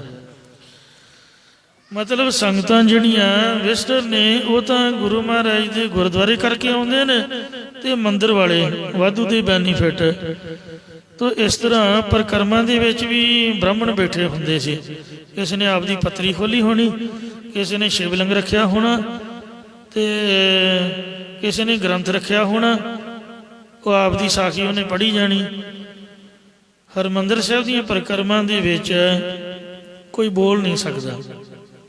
ਸਾਡਾ ਸੁਭਾਅ ਹੈ ਨਾ, 4 ਬੰਦੇ ਇਕੱਠੇ ਹੋ ਗਏ, ਹਾਂਜੀ ਬਾਬਾ ਜੀ ਸਾਖੀ ਸੁਣਾਓ ਜੀ। ਮੈਨੂੰ ਤਾਂ ਕੋਈ ਆਖਿਆ ਭਾਤੀ ਜੋੜ ਦਈਦਾ ਵੀ ਸਾਨੂੰ ਨਹੀਂ ਕੁਛ ਆਉਂਦਾ। ਵੀ ਇੱਥੇ ਭਾਵੇਂ ਸਾਰੀ ਦਿਹਾੜੀ ਸੁਣਦੇ ਰਹੋ, ਪਰ ਜੇ ਕੋਈ ਉਹ ਆਖੇ ਤੇ ਉਹ ਨਹੀਂ ਆਪਾਂ ਨੂੰ ਕੱਖ ਵੀ ਆਉਂਦਾ। ਇਹ ਲੋਕਾਂ ਦਾ ਸੁਭਾਅ ਹੁੰਦਾ, 4 ਇਕੱਠੇ ਕਰਕੇ ਤੇ ਸਾਖੀ ਸ਼ੁਰੂ ਕਰ ਦੇਣੀ। ਮੈਂ ਸੇਵਾਦਾਰਾਂ ਨੂੰ ਆਪ ਝਿੜਕਦਿਆਂ ਵੇਖਿਆ ਵੀ ਬਾਬਾ ਜੀ ਬੰਦ ਕਰ ਦਿਓ। ਤੋਂ ਪਹਿਲਾਂ ਇਸ ਤਰ੍ਹਾਂ ਦਾ ਹੁੰਦਾ ਸੀਗਾ, ਸੰਗਤਾਂ ਆਉਣੀਆਂ ਪਰਿਕਰਮਾ ਦੇ ਵਿੱਚ, ਬਾਹਮਣਾਂ ਨੇ ਬੈਠੇ ਹੋਣਾ ਪੱਤਰੀਆਂ ਪੁੱਤਰੀਆਂ ਖੋਲ ਕੇ, ਤੇ ਕਿਸੇ ਨੇ ਜੋਤ ਛਲਾਈ ਜਾਣਾ, ਕਿਸੇ ਨੇ ਆਪਦੀ ਉਹ ਸਾਖੀ ਸੁਣਾਈ ਜਾਣੀ, ਕਿਸੇ ਨੇ ਸ਼ਿਵਲਿੰਗ ਦੀ ਪੂਜਾ ਕਰੀ ਜਾਣੀ, ਲੋਕਾਂ ਨੇ ਉਹਨਾਂ ਨੂੰ ਮੱਥੇ ਟੇਕੀ ਜਾਣੇ। ਗੱਲ ਤਾਂ ਪੈਸੇ ਗਰਾਉਣ ਦੀ ਹੁੰਦੀ ਆ ਵੀ ਸਾਨੂੰ ਮਾਇਆ ਧੀਲਾ ਪ੍ਰਾਪਤ ਹੋਵੇ। ਅਸਲ ਦੇ ਵਿੱਚ ਜੋ ਗੁਰੂ ਸਾਹਿਬ ਨੇ ਅੰਮ੍ਰਿਤ ਸਰੋਵਰ ਬਣਾਇਆ ਹੈ, ਉਹਦੇ ਵਿੱਚ ਇਸ਼ਨਾਨ ਦਾ ਲਾਭ ਲਈਏ ਤੇ ਟਾਈਮ ਹੋਵੇ ਤੇ ਚੌਂਕੜਾ ਮਾਰ ਕੇ ਕੋਈ ਮੂਲ ਮੰਤਰ ਜਾਂ ਗੁਰ ਮੰਤਰ ਦਾ ਪਾਠ ਪੜ੍ਹੀਏ। ਪਰਿਕਰਮਾ ਦਾ ਭਾਵ ਇਹ ਹੈ ਅੰਦਰ ਜਾ ਕੇ ਕੀਰਤਨ ਸੁਣੀਏ। ਹੁਣ ਤਾਂ ਪਰਿਕਰਮਾ ਦੇ ਵਿੱਚ ਵੀ ਸਪੀਕਰਾਂ ਦੀ ਆਵਾਜ਼, ਅੰਮ੍ਰਿਤ ਵੇਲੇ ਜੋ 3 ਪਹਿਰੇ ਦੀ ਚੌਂਕੀ, ਪਹਿਲਾਂ ਉਦੋਂ ਆਵਾਜ਼ ਨਹੀਂ ਸੀ ਆਉਂਦੀ, ਹੁਣ ਉਹ ਵੀ 3 ਪਹਿਰੇ ਦੀ ਚੌਂਕੀ ਦੀ ਵੀ ਆਵਾਜ਼ ਸ਼ੁਰੂ ਤੋਂ ਹੀ ਸਪੀਕਰ ਸ਼ੁਰੂ ਕਰ ਦਿੱਤੇ ਹਨ। ਸਤਿਗੁਰਾਂ ਦੇ ਵੇਲੇ ਵੀ ਇਹ ਬ੍ਰਾਹਮਣ ਲੋਕ ਬਹੁਤ ਪਖੰਡ ਕਰਿਆ ਕਰਦੇ। ਇੱਕ ਦਿਨ ਸ੍ਰੀ ਗੁਰੂ ਅਰਜਨ ਦੇਵ ਸਾਹਿਬ ਜੀ ਜਦ ਹਰਿਮੰਦਰ ਸਾਹਿਬ ਦੇ ਸਰੋਵਰ ਦੀਆਂ ਪਰਿਕਰਮਾ ਕਰਦੇ ਤੇ ਬੀਰ ਬਾਬਾ ਬੁੱਢਾ ਜੀ ਦੇ ਕੋਲ ਪਹੁੰਚੇ ਤੇ ਉੱਥੇ ਸਾਲਗ੍ਰਾਮ ਹਮਾਰਾ ਸੇਵਾ, ਮਹਾਰਾਜ ਨੇ ਆਖਿਆ ਵੀ ਸਾਡੀ ਸੇਵਾ ਹੀ ਸਾਡਾ ਸਾਲਗ੍ਰਾਮ ਹੈ। ਉਹ ਜਿਹੜਾ ਕਾਲੇ ਰੰਗ ਦਾ ਚਿੱਟੀ ਧਾਰੀ ਵਾਲਾ ਠਾਕੁਰ ਪੱਥਰ ਹੁੰਦਾ ਉਹ ਰੱਖੀ ਬੈਠਾ ਸੀ ਬ੍ਰਾਹਮਣ, ਤੇ ਹੱਥ ਵਿੱਚ ਇੱਕ ਗੀਤਾ ਆਦਿਕ ਪੋਥੀ ਉਹਨੇ ਫੜੀ ਹੋਈ ਸੀ। ਸਤਿਗੁਰੂ ਜੀ ਉਸ ਵੱਲ ਵੇਖ ਕੇ ਚੁੱਪ ਕਰਕੇ ਅੱਗੇ ਲੰਘ ਗਏ। ਤੁਸੀਂ ਵੇਖਿਆ ਹੋਊਗਾ ਵੀ ਮੰਦਿਰਾਂ ਦੇ ਵਿੱਚ ਪੱਕਾ ਹੀ ਉਹ ਜੋਸ਼ੀ ਨੇ ਆਪ ਦੀ ਦੁਕਾਨ ਖੋਲ੍ਹੀ ਹੁੰਦੀ ਹੈ, 5-5 ਹਜ਼ਾਰ ਰੁਪਈਆ ਫੀਸ ਹੈ। ਆਪਦੇ ਮੁੰਡੇ ਕੁੜੀ ਦਾ ਕੋਈ ਜੋਤਿਸ਼ ਲਵਾਉਣਾ ਨਾ, ਕੋਈ ਮੂਰਤ ਮਾਰਤ ਕਢਾਉਣਾ, ਰੁਪਈਆ 5,000 ਪੱਕਾ। ਤੇ ਮੰਦਿਰ ਦੇ ਵਿੱਚ ਹੀ ਦੁਕਾਨਾਂ ਹੁੰਦੀਆਂ ਨੇ, ਉੱਥੇ ਟਾਈਮ ਲਿਖਿਆ ਹੁੰਦਾ ਵੀ ਪੰਡਤ ਜੀ ਇੰਨੇ ਤੋਂ ਇੰਨੇ ਟਾਈਮ ਮਿਲਣਗੇ।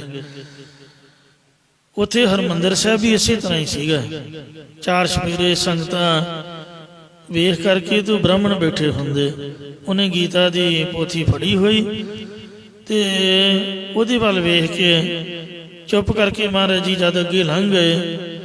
ਜਦੋਂ ਦੂਜੀ ਪਰਿਕਰਮਾ ਕਰ ਰਹੇ ਸੀ ਤੇ ਉਹ ਬ੍ਰਾਹਮਣ ਵਿਗੜਿਆ ਹੋਇਆ ਹੰਕਾਰੀ ਸੀਗਾ। ਕਬੀਰ ਬਾਹਮਣ ਗੁਰੂ ਹੈ ਜਗਤ ਕਾ।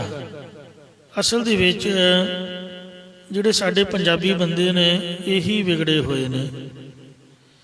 ਇਹ ਤਾਂ ਪਹਿਲਾਂ ਬੰਦੇ ਨੂੰ ਤਾਂ ਚੁੱਕ ਦਿੰਦੇ ਨੇ, ਬਾਅਦ ਦੇ ਵਿੱਚ ਜਦੋਂ ਦੁਖੀ ਕਰਦਾ ਫਿਰ ਉਹਨੂੰ ਹੇਠਾਂ ਡਿੱਗਣਾ ਔਖਾ ਹੋ ਜਾਂਦਾ।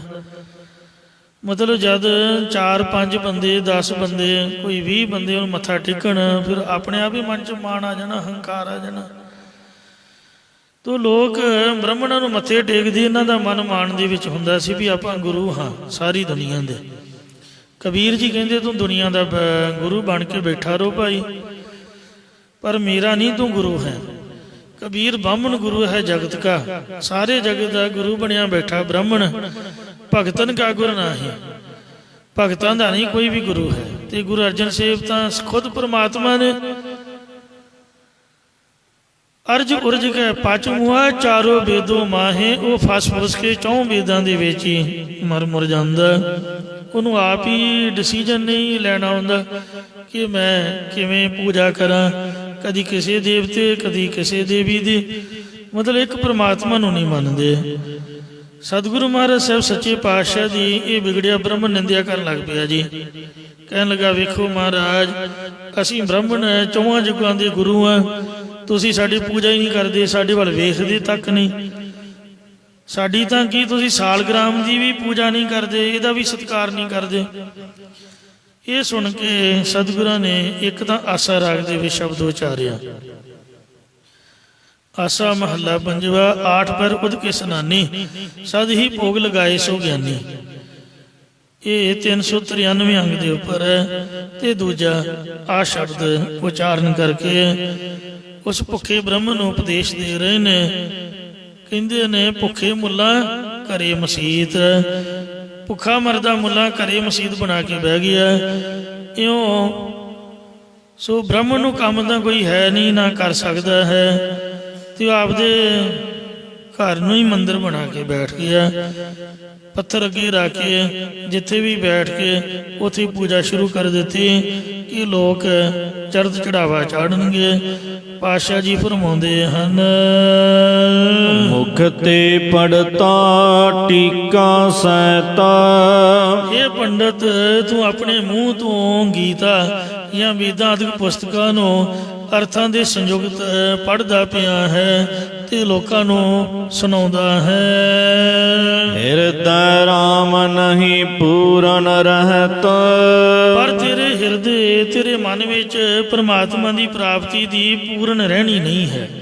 ਜਾਂ ਜੋ ਹਿਰਦੇ 'ਚ ਰਾਮ ਵਸ ਰਿਹਾ ਉਹਦੀ ਪ੍ਰਾਪਤੀ ਲਈ ਤੇਰੇ ਕੋਲ ਪੂਰਨ ਰਹਿਣੀ ਨਹੀਂ ਹੈ। ਰਹਿਣੀ ਰਹਿ ਸੋਈ ਸਿੱਖ ਮੇਰੇ ਕਲਗੀਧਰ ਦੇ ਬਚਨ ਨੇ। ਰਹਿਤ ਰਹਿਤ ਰਹਿ ਜਾਏ ਬੇਕਾਰਾ।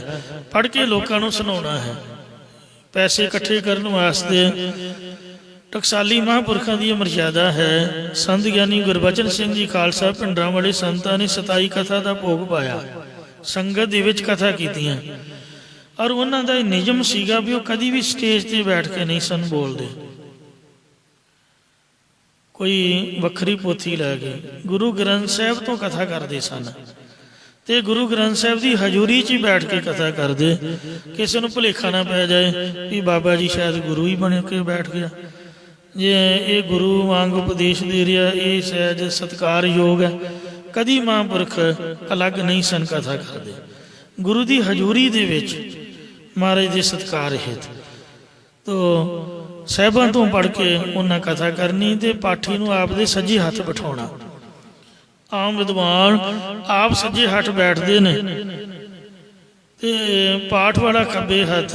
ਪਰ ਮਹਾਂਪੁਰਖਾਂ ਦੀ ਮਰਜ਼ਾਦਾ ਵੀ ਉਹਨਾਂ ਨੇ ਮਹਾਰਾਜ ਦੀ ਹਜ਼ੂਰੀ ਸਤਿਕਾਰ ਨਾਲ ਉੱਚੀ ਜਗ੍ਹਾ ਤੇ ਪਾਠੀ ਸਿੰਘ ਨੂੰ ਬਿਠਾਉਣਾ, ਖੱਬੇ ਹੱਥ ਬੈਠ ਕੇ ਇਸ ਗੁਰੂ ਸਾਹਿਬ ਦੀ ਹਜ਼ੂਰੀ ਵਿੱਚ ਗੁਰੂ ਸਾਹਿਬ ਦਾ ਉਪਦੇਸ਼ ਦੇਣਾ, ਸਿੰਘਾਂ ਨੂੰ ਪੜ੍ਹਾਉਣਾ। ਤੇ ਜਦ ਕਥਾ ਦਾ ਭੋਗ ਪੈਣਾ ਤਾਂ ਫਿਰ ਇਹ ਉਹਨਾਂ ਨੇ ਸਪਸ਼ਟੀਕਰਨ ਦੇਣਾ ਕਿ ਗੁਰੂ ਕੀ ਸੰਗਤ, ਜਿਹੜੇ ਸਿੰਘ ਨੇ ਉਹ ਮੇਰੇ ਵਿਦਿਆਰਥੀ ਨਹੀਂ, ਉਹ ਗੁਰੂ ਕਾ ਖਾਸ ਰੂਪ ਖਾਲਸਾ ਨੇ। ਕਲਗੀਧਰ ਮਹਾਰਾਜ ਜੀ ਦੇ 5 ਪਿਆਰੇ ਨੇ ਤੇ ਜੇ ਕਿਸੇ ਨੂੰ ਕੋਈ ਇਕੱਲੇ ਤੋਂ ਇਕੱਲੇ ਨੂੰ ਝਿੜਕਿਆ ਹੋਵੇ ਵਿਦਿਆਰਥੀ ਰੂਪ ਦੇ ਵਿੱਚ ਪੜ੍ਹਾਉਂਦਿਆਂ ਵੱਧ ਘੱਟ ਉੱਚੀ ਬੋਲਿਆ ਵੀ ਜਾਂਦਾ, ਕਹਿੰਦੇ ਮੈਨੂੰ ਮਾਫ ਕਰ ਦਿਓ ਕਿਉਂਕਿ ਮੇਰੀ ਮਜਬੂਰੀ ਹੈ। ਤੇ ਇੰਨਿਆਂ ਨੂੰ ਸਾਂਭਣਾ ਪੜ੍ਹਾਉਣਾ ਬੜਾ ਕਠਿਨ ਹੈ। ਉਹ ਗਲਤੀ ਨਾਲ ਕੋਈ ਗੁੱਸੇ 'ਚ ਜਾਂ ਉੱਚੀ ਬੋਲਿਆ ਹੋਵੇ ਤਾਂ ਗੁਰੂ ਸਾਹਿਬ ਬਖਸ਼ ਦੇਣ, ਇਹ ਗੁਰੂ ਕੀ ਸੰਗਤ ਹੈ। ਇਸ ਤਰ੍ਹਾਂ ਉਹਨਾਂ ਦੀ ਭਾਵਨਾ ਹੁੰਦੀ ਸੀਗੀ। ਗੁਰੂ ਮਹਾਰਾਜ ਦੀ ਹਾਜ਼ਰੀ ਤੋਂ ਅਲੱਗ ਨਹੀਂ ਸਨ ਬੋਲਦੇ। ਤੋ ਇਸ ਲਈ ਇਹ ਬ੍ਰਾਹਮਣ ਮਤ ਹੈ ਆਪ ਦੀ ਪੂਜਾ ਕਰਾਉਣੀ। ਕਈ ਕਹਿੰਦੇ ਅਖੇ ਜੀ ਆਪਾਂ ਤਾਂ ਸਤਸੰਗ ਹੀ ਕਰਦੇ ਹਾਂ। ਆਪਾਂ ਵੀ ਭੁਲੇਖੇ 'ਚ ਪੈ ਜਾਈਦਾ ਵੀ ਹਾਂ ਬਾਬਾ ਜੀ ਤਾਂ ਸਤਸੰਗ ਹੀ ਕਰਦੇ ਨੇ। ਵੇਖੋ ਜੀ ਬਾਣੀ ਦੀ ਕਥਾ ਹੀ ਕਰਦੇ ਹਾਂ। ਹਾਂਜੀ, ਕਬੀਰ ਸਾਹਿਬ ਦੀ ਵਿਸਾਖੀ ਹੋਈ ਆ, ਗੁਰਬਾਣੀ ਦੇ ਸ਼ਬਦ ਦੀ ਕਥਾ ਕਰਦੇ ਨੇ ਬਾਬਾ ਜੀ, ਕੋਈ ਮਾੜੀ ਗੱਲ ਥੋੜੋ ਆ।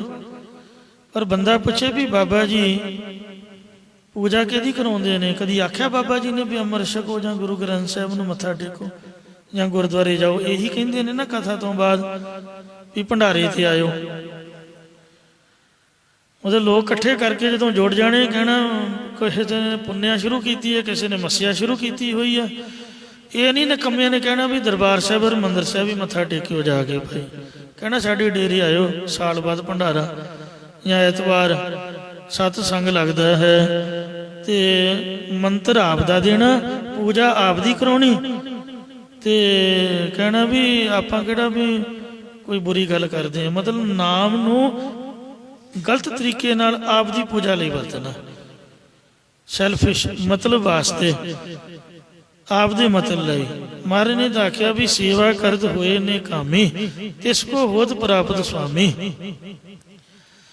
ਸ੍ਰੀ ਗੁਰੂ ਗ੍ਰੰਥ ਸਾਹਿਬ ਸੱਚੇ ਪਾਤਸ਼ਾਹ ਜੀ ਕਹਿੰਦੇ ਗੁਰੂ ਨਹੀਂ ਤੇ ਸਰੀਰ ਦੀ ਜਿਹੜੀ ਮੜੀ ਹੈ, ਜਿਸ ਤਰ੍ਹਾਂ ਕਬਰ ਤੇ ਮੜੀ ਨੂੰ ਲੋਕ ਨੱਕ ਰਗੜਦੇ, ਵੀ ਤਾਂ ਇੱਕ ਮੜੀ ਹੈ। ਸੋ ਮਰਿਆਂ ਤੋਂ ਬਾਅਦ ਤਾਂ ਉਹ ਮੁਰਦਾ ਹੀ ਹੋ ਜਾਣਾ, ਹਮੇਸ਼ਾ ਤਾਂ ਕਦੀ ਨਹੀਂ ਰਹਿਣੀ ਹੈ। 5 ਤੱਤਾਂ ਦੀ ਮਿੱਟੀ ਹੈ। ਤੋ ਇਸ ਲਈ ਮਿੱਟੀ ਦੀ ਪੂਜਾ ਕਰਾਉਣੀ ਚਾਹੁੰਦੇ ਹਨ। ਇਸ ਮੜੀ 'ਚ ਬੈਠੇ ਹੋਏ ਮਨ ਵਿੱਚ ਹੰਕਾਰ ਕਰਦੇ ਨੇ। ਇਸ ਲਈ ਉਹਨਾਂ ਲੋਕਾਂ ਤੋਂ ਹਮੇਸ਼ਾ ਬਚ ਕੇ ਰਹੋ ਜਿਹੜੇ ਕਹਿੰਦੇ ਵੀ ਬਾਣੀ ਪੜ੍ਹਨ ਦੀ ਲੋੜ ਨਹੀਂ। ਦੱਸੋ ਫਿਰ ਬਾਬਾ ਜੀ ਕੀ ਕਰੀਏ? ਲਓ ਸਾਥੋਂ ਮਾਲਾ ਲਓ ਜਾਂ ਕੰਨ ਕਰੋ, ਅਸੀਂ ਤੁਹਾਨੂੰ ਮੰਤਰ ਦਿੰਦੇ ਆ, ਤੁਸੀਂ ਨਾਮ ਜਪੋ। ਆਖੇ ਬਾਣੀ ਤਾਂ ਕਹਿੰਦੀ ਹੈ ਜੀ ਨਾਮ ਜਪੋ। ਬੰਦਾ ਪੁੱਛੇ ਵੀ ਇੰਨਾ ਵੱਡਾ ਗੁਰੂ ਗ੍ਰੰਥ ਸਾਹਿਬ ਕਾਹਦੇ ਲਈ ਲਿਖਿਆ ਮਹਾਰਾਜ ਨੇ? ਮੈਂ ਤਾਂ ਮੂੰਹ ਤੇ ਬੋਲ ਦਿੰਦਾ 1430 ਅੰਗ ਕਿਉਂ ਲਿਖੇ ਦੱਸੋ? ਜੇ ਕੱਲਾ ਬਾਬੇ ਦਾ ਦਿੱਤਾ ਨਾਮ ਹੀ ਜਪਣਾ ਹੁੰਦਾ ਫਿਰ ਤਾਂ ਮਾਲਾ ਹੀ ਫੇਰੀ ਜਾਂਦੇ ਚੁੱਪ ਕਰਕੇ। ਏਡੇ ਵੱਡੇ ਗੁਰਦੁਆਰੇ ਦੀ ਵੀ ਨਹੀਂ ਸੀ ਲੋੜ। ਇਹ ਤਾਂ ਗੁਰੂ ਗ੍ਰੰਥ ਸਾਹਿਬ ਲਈ ਬਣਾਇਆ ਨਾ। ਤੁਸੀਂ ਦੱਸੋ, ਮਹਾਰਾਜ ਦੇ ਪ੍ਰਕਾਸ਼ ਲਈ ਆ ਨਾ। ਉਹਦਾ ਜਿੱਥੇ ਮਰਜ਼ੀ ਬੈਠੋ ਵਾਹਿਗੁਰੂ ਵਾਹਿਗੁਰੂ ਕਰੀ ਜਾਓ। ਛੱਤ ਤਾਂ ਗੁਰੂ ਦੇ ਸਤਿਕਾਰ ਵਾਸਤੇ ਆ।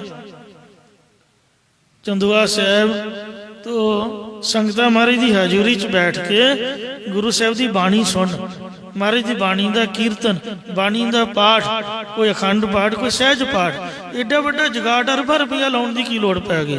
ਤੁਸੀਂ ਦੱਸੋ। ਇੰਨਾ ਵੱਡਾ ਹਰਿਮੰਦਰ ਸਾਹਿਬ, ਕਿੰਨੇ ਵੇਖੋ ਸਰੋਵਰ ਬਣਾਏ, ਕਿੰਨੇ ਦਰਬਾਰ ਸਾਹਿਬ, ਬੌਲੀ ਸਾਹਿਬ, ਇਹ ਸਭ ਕੁਛ ਗੁਰੂ ਮਹਾਰਾਜ ਨੇ ਇਸੇ ਵਾਸਤੇ ਤਾਂ ਬਣਾਇਆ ਵੀ ਸਾਨੂੰ ਲੋੜ। ਅਸੀਂ ਅੱਜ ਕੱਲ੍ਹ ਦੇ ਜੰਮੇ ਕਹਿੰਦੇ ਵੀ ਸਾਨੂੰ ਬਾਣੀ ਦੀ ਲੋੜ ਨਹੀਂ। ਅਖੇ ਜੀ ਸਹਿਜ ਪਾਠ, ਅਖੰਡ ਪਾਠ, ਪਿਛਲੇ ਤਾਂ ਸਿੱਖ ਕਮਲੇ ਹੀ ਸਨ।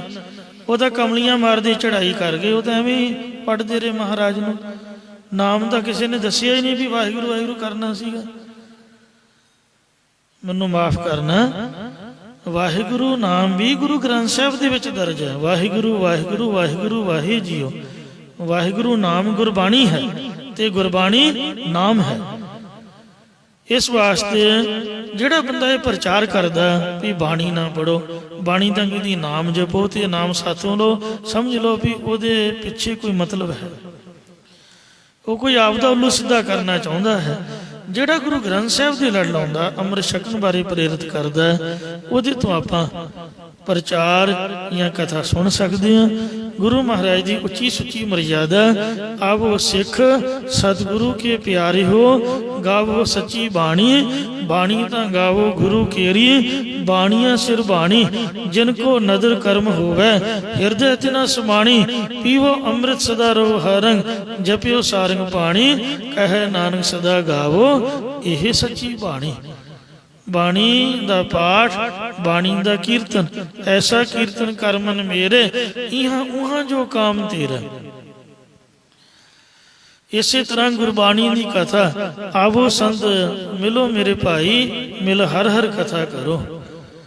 ਆਵੋ ਸੰਤ ਪਿਆਰੇ ਹੋ, ਅਕਥ ਕੀ ਕਰੇ ਕਹਾਣੀ, ਕਰੇ ਕਹਾਣੀ ਅਕਥ ਕੇਰੀ, ਕਿਤ ਦੁਆਰੇ ਪਾਈ ਹੈ। ਤੋ ਇਸ ਲਈ ਆਪ ਤਾਂ ਟੀਕੇ ਸਹਿਜ ਕਥਾ ਕਰਦਾ, ਸੋ ਗੀਤਾ ਆਦਿਕ ਦੇ ਅਰਥ ਕਰ ਕਰਕੇ ਲੋਕਾਂ ਨੂੰ ਸੁਣਾਉਂਦਾ ਹੈ। ਹੇ ਬ੍ਰਾਹਮਣ ਜੀ, ਤੇਰੇ ਹਿਰਦੇ ਵਿੱਚ ਰਹਿਣੀ ਹੈ ਹੀ ਨਹੀਂ, ਮਰਜ਼ਾਦਾ ਕੋਈ ਹੈ ਹੀ ਨਹੀਂ। ਅੱਜ 21 ਫਰਵਰੀ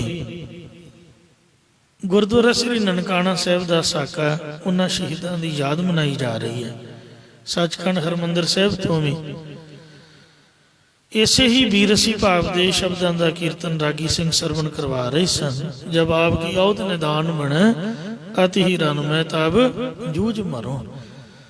ਇਹ ਸਾਕੇ ਦੀ ਸਾਖੀ ਐਸੀ ਹੋਈ ਹੈ ਕਿ ਨਨਕਾਣਾ ਸਾਹਿਬ ਗੁਰਦੁਆਰੇ ਤੇ ਨਰੈਣੂ ਮਹੰਤ ਨੇ ਕਬਜ਼ਾ ਕਰ ਲਿਆ ਸੀ। ਆਪ ਦੀ ਪੂਜਾ ਕਰਾਉਂਦਾ, ਨਾਮ ਗੁਰੂ ਦਾ ਵਰਤਦਾ, ਅਸਥਾਨ ਗੁਰੂ ਸਾਹਿਬ ਦਾ ਵਰਤ ਕੇ ਤੇ ਮਾਇਆ ਧੇਲੇ ਦੇ ਨਾਲ ਹੰਕਾਰੀ ਹੋਇਆ ਪਿਆ ਸੀਗਾ। ਜਦ ਪਾਪਾਂ ਦਾ ਭਾਂਡਾ ਭਰ ਜਾਏ ਤੇ ਉਹਦੇ ਤੋਂ ਬਾਅਦ ਫਿਰ ਫੁੱਟਦਾ ਹੈ। ਪਰਮਾਤਮਾ ਹਰੇਕ ਨੂੰ ਸਮਾਂ ਦਿੰਦਾ ਹੈ, ਉਹਨੂੰ ਵੀ ਸਮਾਂ ਦਿੱਤਾ, ਬੁਰੇ ਬੰਦੇ ਦਾ ਵੀ ਸਮਾਂ ਹੁੰਦਾ। ਕੋਈ ਗ੍ਰਸਤੀ ਸਰਦਾਰ ਆਪਦੇ ਪਰਿਵਾਰ ਸਮੇਤ ਉੱਥੇ ਦਰਸ਼ਨ ਕਰਨ ਆਇਆ ਤੇ ਧੀਆਂ ਪੁੱਤਰਾਂ ਸਮੇਤ ਉਹਨੇ ਉੱਥੇ ਕਮਰਾ ਲਿਆ ਤੇ ਇਹਨੇ ਮੂੰਹ ਕਾਲਾ ਕੀਤਾ ਉਹਦੇ ਬੱਚਿਆਂ ਦੇ ਨਾਲ। ਉਹ ਗੱਲ ਕਾਫੀ ਫੈਲ ਗਈ, ਸਿੰਘਾਂ ਦੇ ਮਨ ਵਿੱਚ ਰੋਸ ਆਇਆ। ਸ੍ਰੀ ਅਕਾਲ ਤਖਤ ਸਾਹਿਬ ਤੇ ਮਤਾ ਪਾਸ ਕੀਤਾ ਗਿਆ ਕਿ ਜਥਾ ਇੱਥੋਂ ਸੰਗਤੀ ਰੂਪ ਦੇ ਵਿੱਚ ਜਾ ਕੇ ਉਹਦੀ ਵਿਰੋਧਤਾ ਕਰੇਗਾ, ਉਹਨੂੰ ਗੁਰਦੁਆਰੇ ਤੋਂ ਬਾਹਰ ਕੱਢੇਗਾ ਵੀ ਗੁਰੂ ਘਰ ਦਾ ਚੜਾਵਾ ਚੁੱਕ ਕੇ ਤੂੰ ਆਪ ਦੀ ਪੂਜਾ ਕਰਾ ਰਿਹਾ, ਮਾਇਆ ਨਾਲ ਹੰਕਾਰੀ ਹੋਇਆ ਪਿਆ, ਗੁਰੂ ਘਰ ਦੀ ਮਰਜ਼ਾਦਾ ਵਿਗਾੜੀ ਹੋਈ ਹੈ, ਧਾਰਮਿਕ ਅਸਥਾਨ ਨੂੰ ਅਪਵਿੱਤਰ ਕੀਤਾ ਹੋਇਆ, ਤੇ ਤੂੰ ਇੱਥੋਂ ਬਾਹਰ ਚੱਲ, ਸੰਗਤਾਂ ਨੂੰ ਪ੍ਰਬੰਧ ਦੇ। ਇਹ ਜਦ ਮਤਾ ਪਾਇਆ ਤੇ ਸਰਦਾਰ ਕਰਤਾਰ ਸਿੰਘ ਝੱਬਰ ਤੇ ਸਰਦਾਰ ਲక్ష్మణ ਸਿੰਘ ਧਾਰੋਵਾਲੀ ਇਹਨਾਂ ਕਾਹਲੀ ਕੀਤੀ, ਸੰਗਤ ਨੂੰ ਡੀਕਿਆ ਨਹੀਂ। ਜੋਸ਼ ਸੀਗਾ ਇਹਨਾਂ ਦੇ ਮਨ ਵਿੱਚ, ਤੇ ਪਰ ਹੋਸ਼ ਵੀ ਰੱਖਣੀ ਚਾਹੀਦੀ। ਜਲਦੀ ਦੇ ਨਾਲ ਇਹਨਾਂ ਜਾ ਕੇ ਹੱਲਾ ਬੋਲਤਾ, ਸਤਿਨਾਮ ਵਾਹਿਗੁਰੂ ਕਰਦਿਆਂ ਹੋਇਆ ਉਹਦੀ ਵਿਰੋਧਤਾ ਸ਼ੁਰੂ ਕਰ ਦਿੱਤੀ। ਉਹਨੇ ਅੱਗੇ ਪਹਿਲਾਂ ਹੀ ਗੰਨਾਂ ਬੀੜੀਆਂ ਤਿਆਰੀ ਕੀਤੀ, ਆਪਦੇ ਗੁੰਡੇ ਜਿੰਨੇ ਵੀ ਸ਼ਰਾਬੀ ਕਬਾਬੀ, ਉੱਥੇ ਪੈਸਾ ਕਾਫੀ ਸੀਗਾ ਤੇ ਉਹਨੇ ਉੱਥੇ ਤੈਨਾਤ ਕੀਤੇ ਹੋਏ ਸਨ।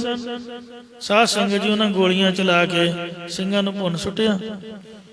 ਸਿੰਘਾਂ ਦੇ ਹੱਥਾਂ ਵਿੱਚ ਹਥਿਆਰ ਨਹੀਂ ਸੀ, ਉਹ ਤਾਂ ਸ਼ਾਂਤਮਈ ਤਰੀਕੇ ਨਾਲ ਵਿਰੋਧਤਾ ਕਰਨ ਗਏ ਸੀ। ਉਹਨਾਂ ਨੂੰ ਕੀ ਪਤਾ ਸੀ ਕਿ ਇਹਨੇ ਹਥਿਆਰਬੰਦ ਗੁੰਡੇ ਰੱਖੇ ਹੋਏ ਨੇ। ਇੱਕ ਅਖੰਡ ਪਾਠ ਦੀ ਹਜ਼ੂਰੀ ਵਿੱਚ ਹੀ, ਮਹਾਰਾਜ ਦੀ ਹਜ਼ੂਰੀ 'ਚ ਹੀ ਸ਼ਹੀਦ ਹੋ ਗਿਆ।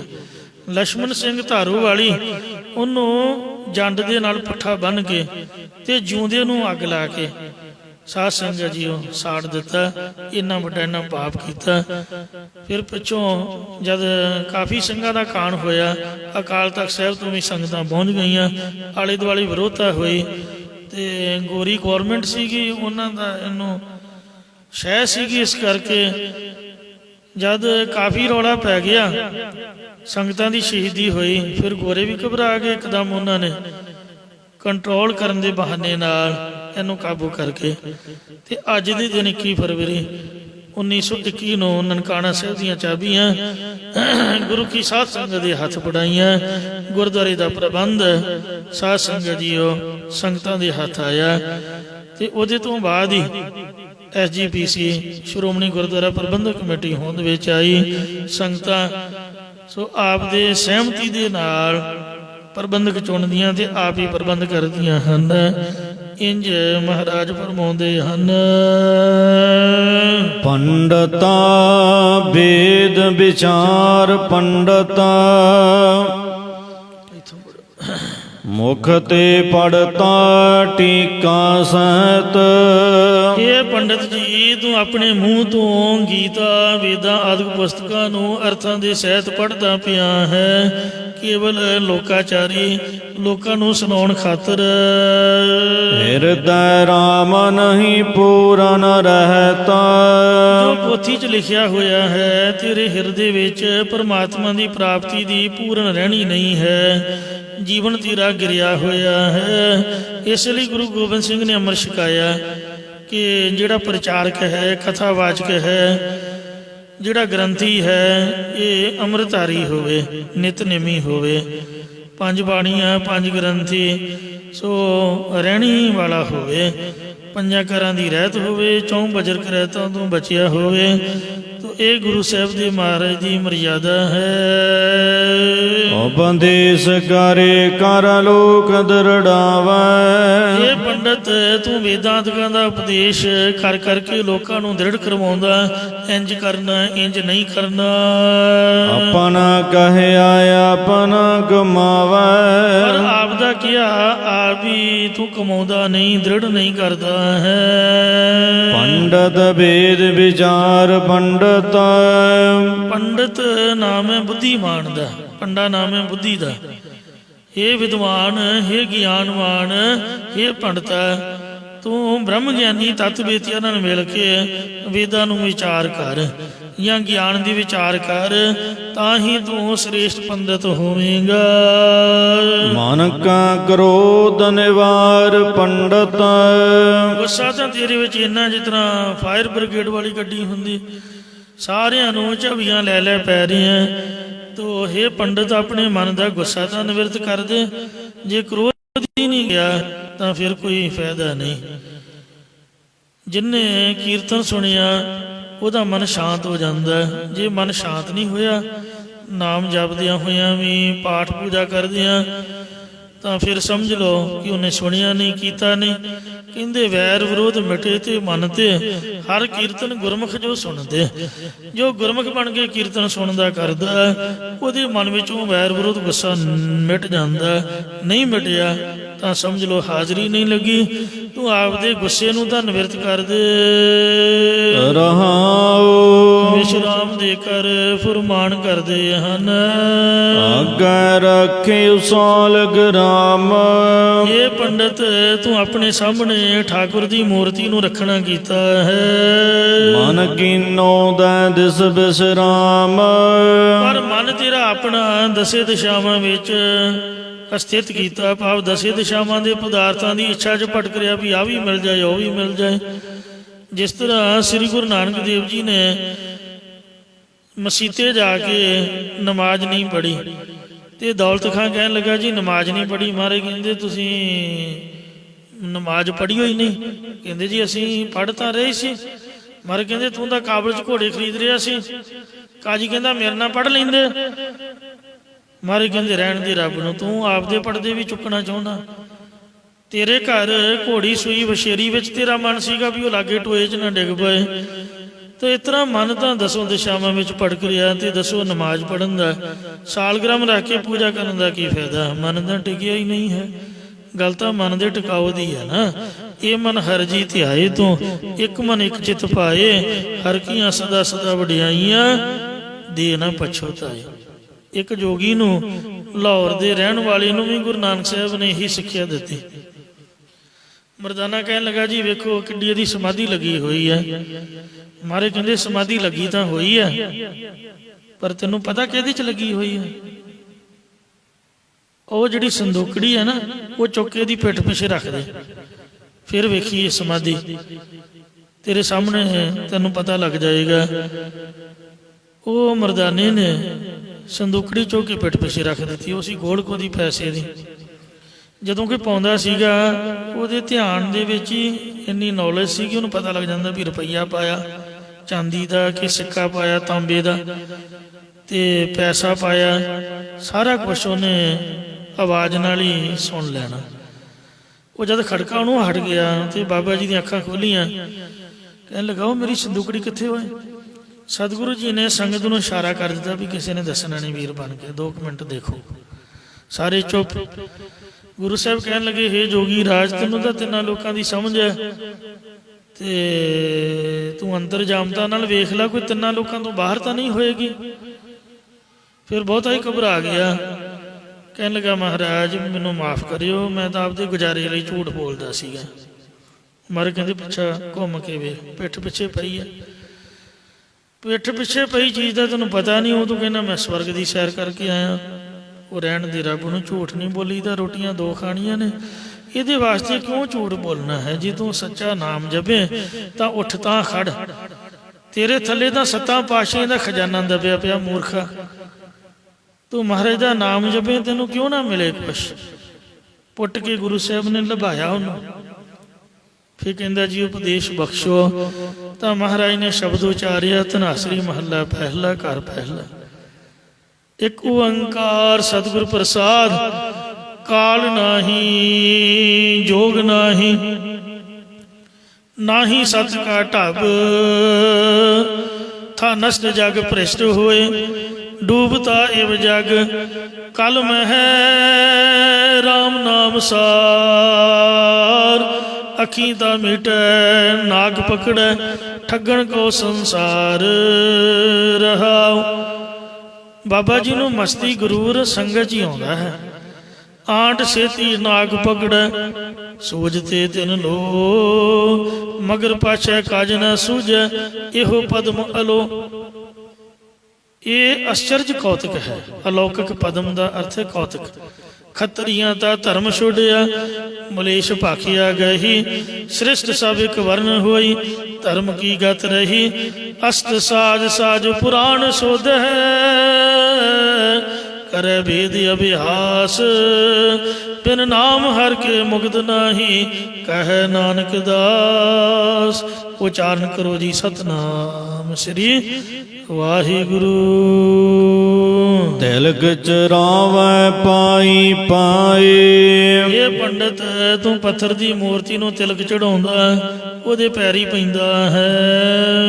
ਲੋਕ ਵਿਚਾਰਾ ਅੰਧ ਕਮਾਏ, ਲੋਕਾਂ ਦੇ ਪਤਿਆਵੇ ਲਈ ਅੰਧਤਾਈ ਵਾਲੇ ਕਰਮ ਕਮਾਉਂਦਾ, ਜਾਂ ਲੋਕਾਂ 'ਚ ਪ੍ਰਚਾਰ ਕਰਦਾ ਕਿ ਪੱਥਰ ਵਿਸ਼ਨੂੰ ਦੀ ਮੂਰਤੀ ਹੈ। ਇਉਂ ਅਗਿਆਨਤਾ ਵਾਲੇ ਅੰਨਿਆਂ ਵਾਲੇ ਕੰਮ ਕਮਾ ਰਹੀਆਂ ਹੈ। ਅੰਨਿਆਂ ਨੂੰ ਵੀ ਪਤਾ ਵੀ ਇਹ ਪੱਥਰ ਹੈ। ਖਟ ਕਰਮ ਆਸਨ ਤੋਤੀ, ਸੰਧਿਆ ਤਰਪਣ ਗਾਇਤਰੀ ਇਸ਼ਨਾਨ ਥਿਤ ਪੂਜਾ ਦੇਵ ਅਰਚਨ, ਜਾਂ ਵਿਦਿਆ ਪੜ੍ਹਨੀ ਪੜ੍ਹਾਉਣੀ ਦਾਨ ਦੇਣਾ ਲੈਣਾ ਜਾਂ ਕਰਨਾ ਕਰਾਉਣਾ, ਇਹ 6 ਕਰਮਾਂ ਨੂੰ ਕਰਦਾ ਤੇ ਹੇਠਾਂ ਆਸਨ ਵਿਛਾਉਂਦਾ ਹੈ ਤੇ ਤੀੜ ਧੋਤੀ ਬੰਨ੍ਹਦਾ। ਇੱਕ ਧੋਤੀ ਖੋਲ ਕੇ ਹੇਠਾਂ ਆਸਨ ਵਿਛਾਉਣਾ ਕਰਦਾ ਹੈ। ਭਾਗਠ ਗ੍ਰਹਿ ਪੜੈ ਨਿਤ ਪੋਥੀ, ਧੋਤੀ ਖੋਲ ਵਿਛਾਏ ਹੇਠ ਗਰਦਬ ਵਾਂਗੂ ਲਾਹੇ ਪੇਟ, ਗਧੇ ਵਾਂਗ ਉੱਤੇ ਲੇਟਦਾ, ਬਿਨ ਕਰਤੂਤੀ ਮੁਕਤ ਨਾ ਪਾਈਐ। ਤੇ ਇਹ ਮਹਾਰਾਜ ਕਹਿੰਦੇ ਮਾਇਆ ਲਈ ਤੂੰ ਸ਼ਾਹੂਕਾਰਾਂ ਦੇ ਘਰਾਂ 'ਚ ਜਾ ਕੇ ਕਥਾ ਸੁਣਾਉਂਦਾ ਹੈ, ਨਿਤਾ ਪ੍ਰਤੀ ਧਾਰਮਿਕ ਮੋਤੀਆਂ ਪੜ ਪੜ ਸਾਖੀਆਂ ਸੁਣਾਉਂਦਾ ਹੈ। ਮਹਲਾ ਫੇਰੈ ਮੰਗੈ ਵਿਭੂਤ, ਲੋਕਾਂ ਨੂੰ ਦਿਖਾ ਕੇ ਹੱਥਾਂ ਨਾਲ ਮਾਲਾ ਫੇਰਦਾ ਤੇ ਅੰਦਰੋਂ ਸ਼ਾਹੂਕਾਰਾਂ ਪਾਸੋਂ ਵਿਭੂਤੀ ਮਾਇਆ ਮੰਗਦਾ ਫਿਰਦਾ ਹੈ। ਅੰਦਰੋਂ ਬਿਰਤੀ ਤੇਰੀ ਮਾਇਆ 'ਚ ਗਲਤਾਨ ਹੋਈ ਪਈ ਹੈ। ਇਹ ਬਿਦ ਕੋਈ ਨ ਤਰਿਓ ਮੀਤ, ਇਹ ਮੇਰੇ ਮਿੱਤਰਾ ਇੰਜ ਕੋਈ ਵੀ ਸੰਸਾਰ ਸਮੁੰਦਰ ਤੋਂ ਤਰਿਆ ਪਾਰ ਨਹੀਂ ਹੋਇਆ ਹੈ। ਸੋ ਪੰਡਤ ਗੁਰ ਸ਼ਬਦ ਕਮਾਏ, ਹੁਣ ਪੰਡਤ ਤਾਂ ਇੱਥੇ ਬੈਠਾ ਨਹੀਂ ਕੋਈ ਹੋਇਆ, ਮੈਨੂੰ ਮਾਫ ਕਰਨਾ ਵੀ ਆਪਾਂ ਹੀ ਆ ਸਾਰੇ। ਇਸ ਲਈ ਇਹਦਾ ਅਰਥ ਹੈ ਬੁੱਧੀਮਾਨ। ਜਿਹੜੇ ਅੱਜ ਕੱਲ੍ਹ ਦੇ ਵਿਦਵਾਨ ਨੇ ਸਾਡੇ ਵਰਗੇ, ਨਾ ਬਾਣੀ ਪੜ੍ਹਨੀ, ਨਾ ਨਿਤਨੇਮ, ਨਾ ਵਾਹਿਗੁਰੂ ਦਾ ਜਾਪ, ਨਾ ਸੇਵਾ, ਨਾ ਸਿਮਰਨ, ਤੇ ਫੜ ਕੇ ਵਾਜਾ ਤੇ ਚਮਟੇ ਜਿਹੇ ਖੜਕਾ ਕੇ ਨੰਦੀਆਂ ਸ਼ੁਰੂ ਕਰਦੇ ਨੇ ਵੀ ਕਵੀ ਸੰਤੋਖ ਸੋਹਣੇ ਆਹ ਕਿਉਂ ਲਿਖਿਆ ਜੀ, ਦਸਮ ਗ੍ਰੰਥ ਇੰਝ ਕਿਉਂ ਹੈ ਜੀ, ਤੇ ਆਹ ਰਾਗਮਾਲਾ ਇਹ ਬਾਣੀ ਕਿਵੇਂ ਹੈ ਜੀ। ਬਸ ਇੱਕੋ ਹੀ ਗੱਲ ਹੈ, ਵਿਰੋਧਤਾ ਵਾਲੀ। ਆਪਦੀ ਮਸ਼ਹੂਰੀ ਵਾਸਤੇ ਮਾਰੇ ਕਹਿੰਦੇ ਗੁਰਮੁਖਾ ਸਾਡੇ ਸਿਧਾਂਤ ਅਨੁਸਾਰ ਤਾਂ ਉਹੀ ਪੰਡਤ ਮਤਲਬ ਵਿਦਵਾਨ ਸੰਤ ਸਾਧੂ ਗੁਰੂ ਦਾ ਸਿੱਖ ਹੈ ਜਿਹੜਾ ਗੁਰ ਸ਼ਬਦ ਕਮਾਏ, ਗੁਰਾਂ ਦੇ ਉਪਦੇਸ਼ ਦੀ ਕਮਾਈ ਕਰਦਾ ਹੈ। ਜਿਹੜਾ ਬਹੁਤਾ ਬੱਕੜਵਾਰ ਮਾਰਦਾ ਉਹ ਕਮਾਈ ਨਹੀਂ ਜੇ ਕਰਦਾ ਹੁੰਦਾ। ਤ੍ਰੈ ਗੁਣ ਕੀਓ ਸੇ ਉਤਰੀ ਮਾਏ, ਉਸੇ ਪੰਡਤ ਦੀ ਤਿੰਨਾਂ ਗੁਣਾਂ ਵਾਲੀ ਮਾਇਆ ਦੀ ਇੱਛਾ ਅੰਦਰੋਂ ਲੈ ਜਾਂਦੀ ਹੈ। ਚਤਰ ਵੇਦ ਪੂਰਨ ਹਰ ਨਾਏ, ਇਹ ਪੰਡਤ ਜਿਸ ਪਰਮਾਤਮਾ ਦੇ ਨਾਮ ਕਰਕੇ ਚਾਰੇ ਵੇਦ ਪੂਰਨ ਹਨ। ਨਾਨਕ ਤਿਸ ਕੀ ਸਰਣੀ ਪਾਏ, ਸਾਹਿਬ ਕਥਨ ਕਰਦੇ ਕਿ ਉਸ ਪਰਮਾਤਮਾ ਦੀ ਓਟ 'ਚ ਆਪਣੇ ਆਪ ਨੂੰ ਪਾਉਣਾ ਕਰ ਗੁਰਮੁਖਾ। ਜਿਹੜੇ ਅਸਲੀ ਸੰਤ ਹੁੰਦੇ ਨੇ ਉਹ ਵੇਖੋ, ਹੰਸਾਲੀ ਵਾਲੇ ਬਾਬਾ ਜੀ ਕਿੰਨਾ ਸਾਦਾ ਜੀਵਨ ਸੀਗਾ। ਤੇ ਆ ਬਾਬਾ ਸੰਤੋਖ ਸਿੰਘ ਜੀ ਦੀ ਮੈਨੂੰ ਯਾਦ ਆਉਂਦੀ ਰਹਿੰਦੀ ਆ। ਹੁਣ ਚੜ੍ਹਾਈ ਕਰਕੇ ਨੇ ਜੋਤੀ ਸਰੂਪ ਵਾਲੇ, ਉਹ ਬ੍ਰਹਮ ਗਿਆਨੀ ਸੀਗੇ। ਇੰਨੇ ਮੈਨੂੰ ਚੰਗੇ ਲੱਗਣੇ। ਉਹ ਐਤਵਾਰ ਕਈ ਵਾਰ ਜਾਣਾ ਤੇ 10-10 ਰੁਪਏ ਉਹਨਾਂ ਦੇਈ ਜਾਣੇ ਸੰਗਤ ਨੂੰ। ਸਾਰੀ ਸੰਗਤ ਕਹਿੰਦੇ ਗੁਰੂ ਦਾ ਰੂਪ ਹੈ। ਇੰਨੀ ਭਾਵਨਾ ਸੀ ਉਹਨਾਂ ਦੀ ਸੰਗਤ ਦੇ ਉੱਪਰ। ਤੇ ਬਹੁਤ ਮਹਾਰਾਜ ਦੀ ਕਿਰਪਾ। ਬਾਬਾ ਈਸ਼ਰ ਸਿੰਘ ਜੀ ਰਾੜਾ ਸਾਹਿਬ ਵਾਲੇ ਵੇਖੋ, ਬਾਬੇ ਅਤਰ ਸਿੰਘ ਮਸਤੂਆਂ ਕਿੰਨੇ ਗੁਰਮੁਖ ਹੁੰਦੇ ਸੀ, ਪੁਰਾਣੇ ਸੰਤ ਸਾਧੂ। ਅੱਜ ਕੱਲ੍ਹ ਦੇ ਵਿਦਵਾਨਾਂ ਨੂੰ ਇੱਕੋ ਹੀ ਕੰਮ ਹੈ ਵੀ ਝਗੜਾ ਕਰਨਾ। ਸਾਨੂੰ ਮਹਾਰਾਜ ਸਮਤ ਬਖਸ਼ੇ, ਅਸੀਂ ਕਮਾਈ ਵਾਲੇ ਪਾਸੇ ਆਈਏ। ਗੁਰੂ ਸਾਹਿਬ ਕਿਰਪਾ ਕਰਨ, ਭੁੱਲਾਂ ਚੁੱਕਾ ਖਿਮਾ ਕਰੋ, ਅੱਗੇ ਤੋਂ ਸਮਤ ਬਖਸ਼ੋ ਜੀ। ਚਤਰ ਵੇਦ ਪੂਰਨ ਹਰ ਨਾਏ, ਨਾਨਕ ਤਿਸ ਕੀ ਸਰਣੀ ਪਾਏ। ਵਾਹਿਗੁਰੂ ਜੀ ਕਾ ਖਾਲਸਾ, ਵਾਹਿਗੁਰੂ ਜੀ ਕੀ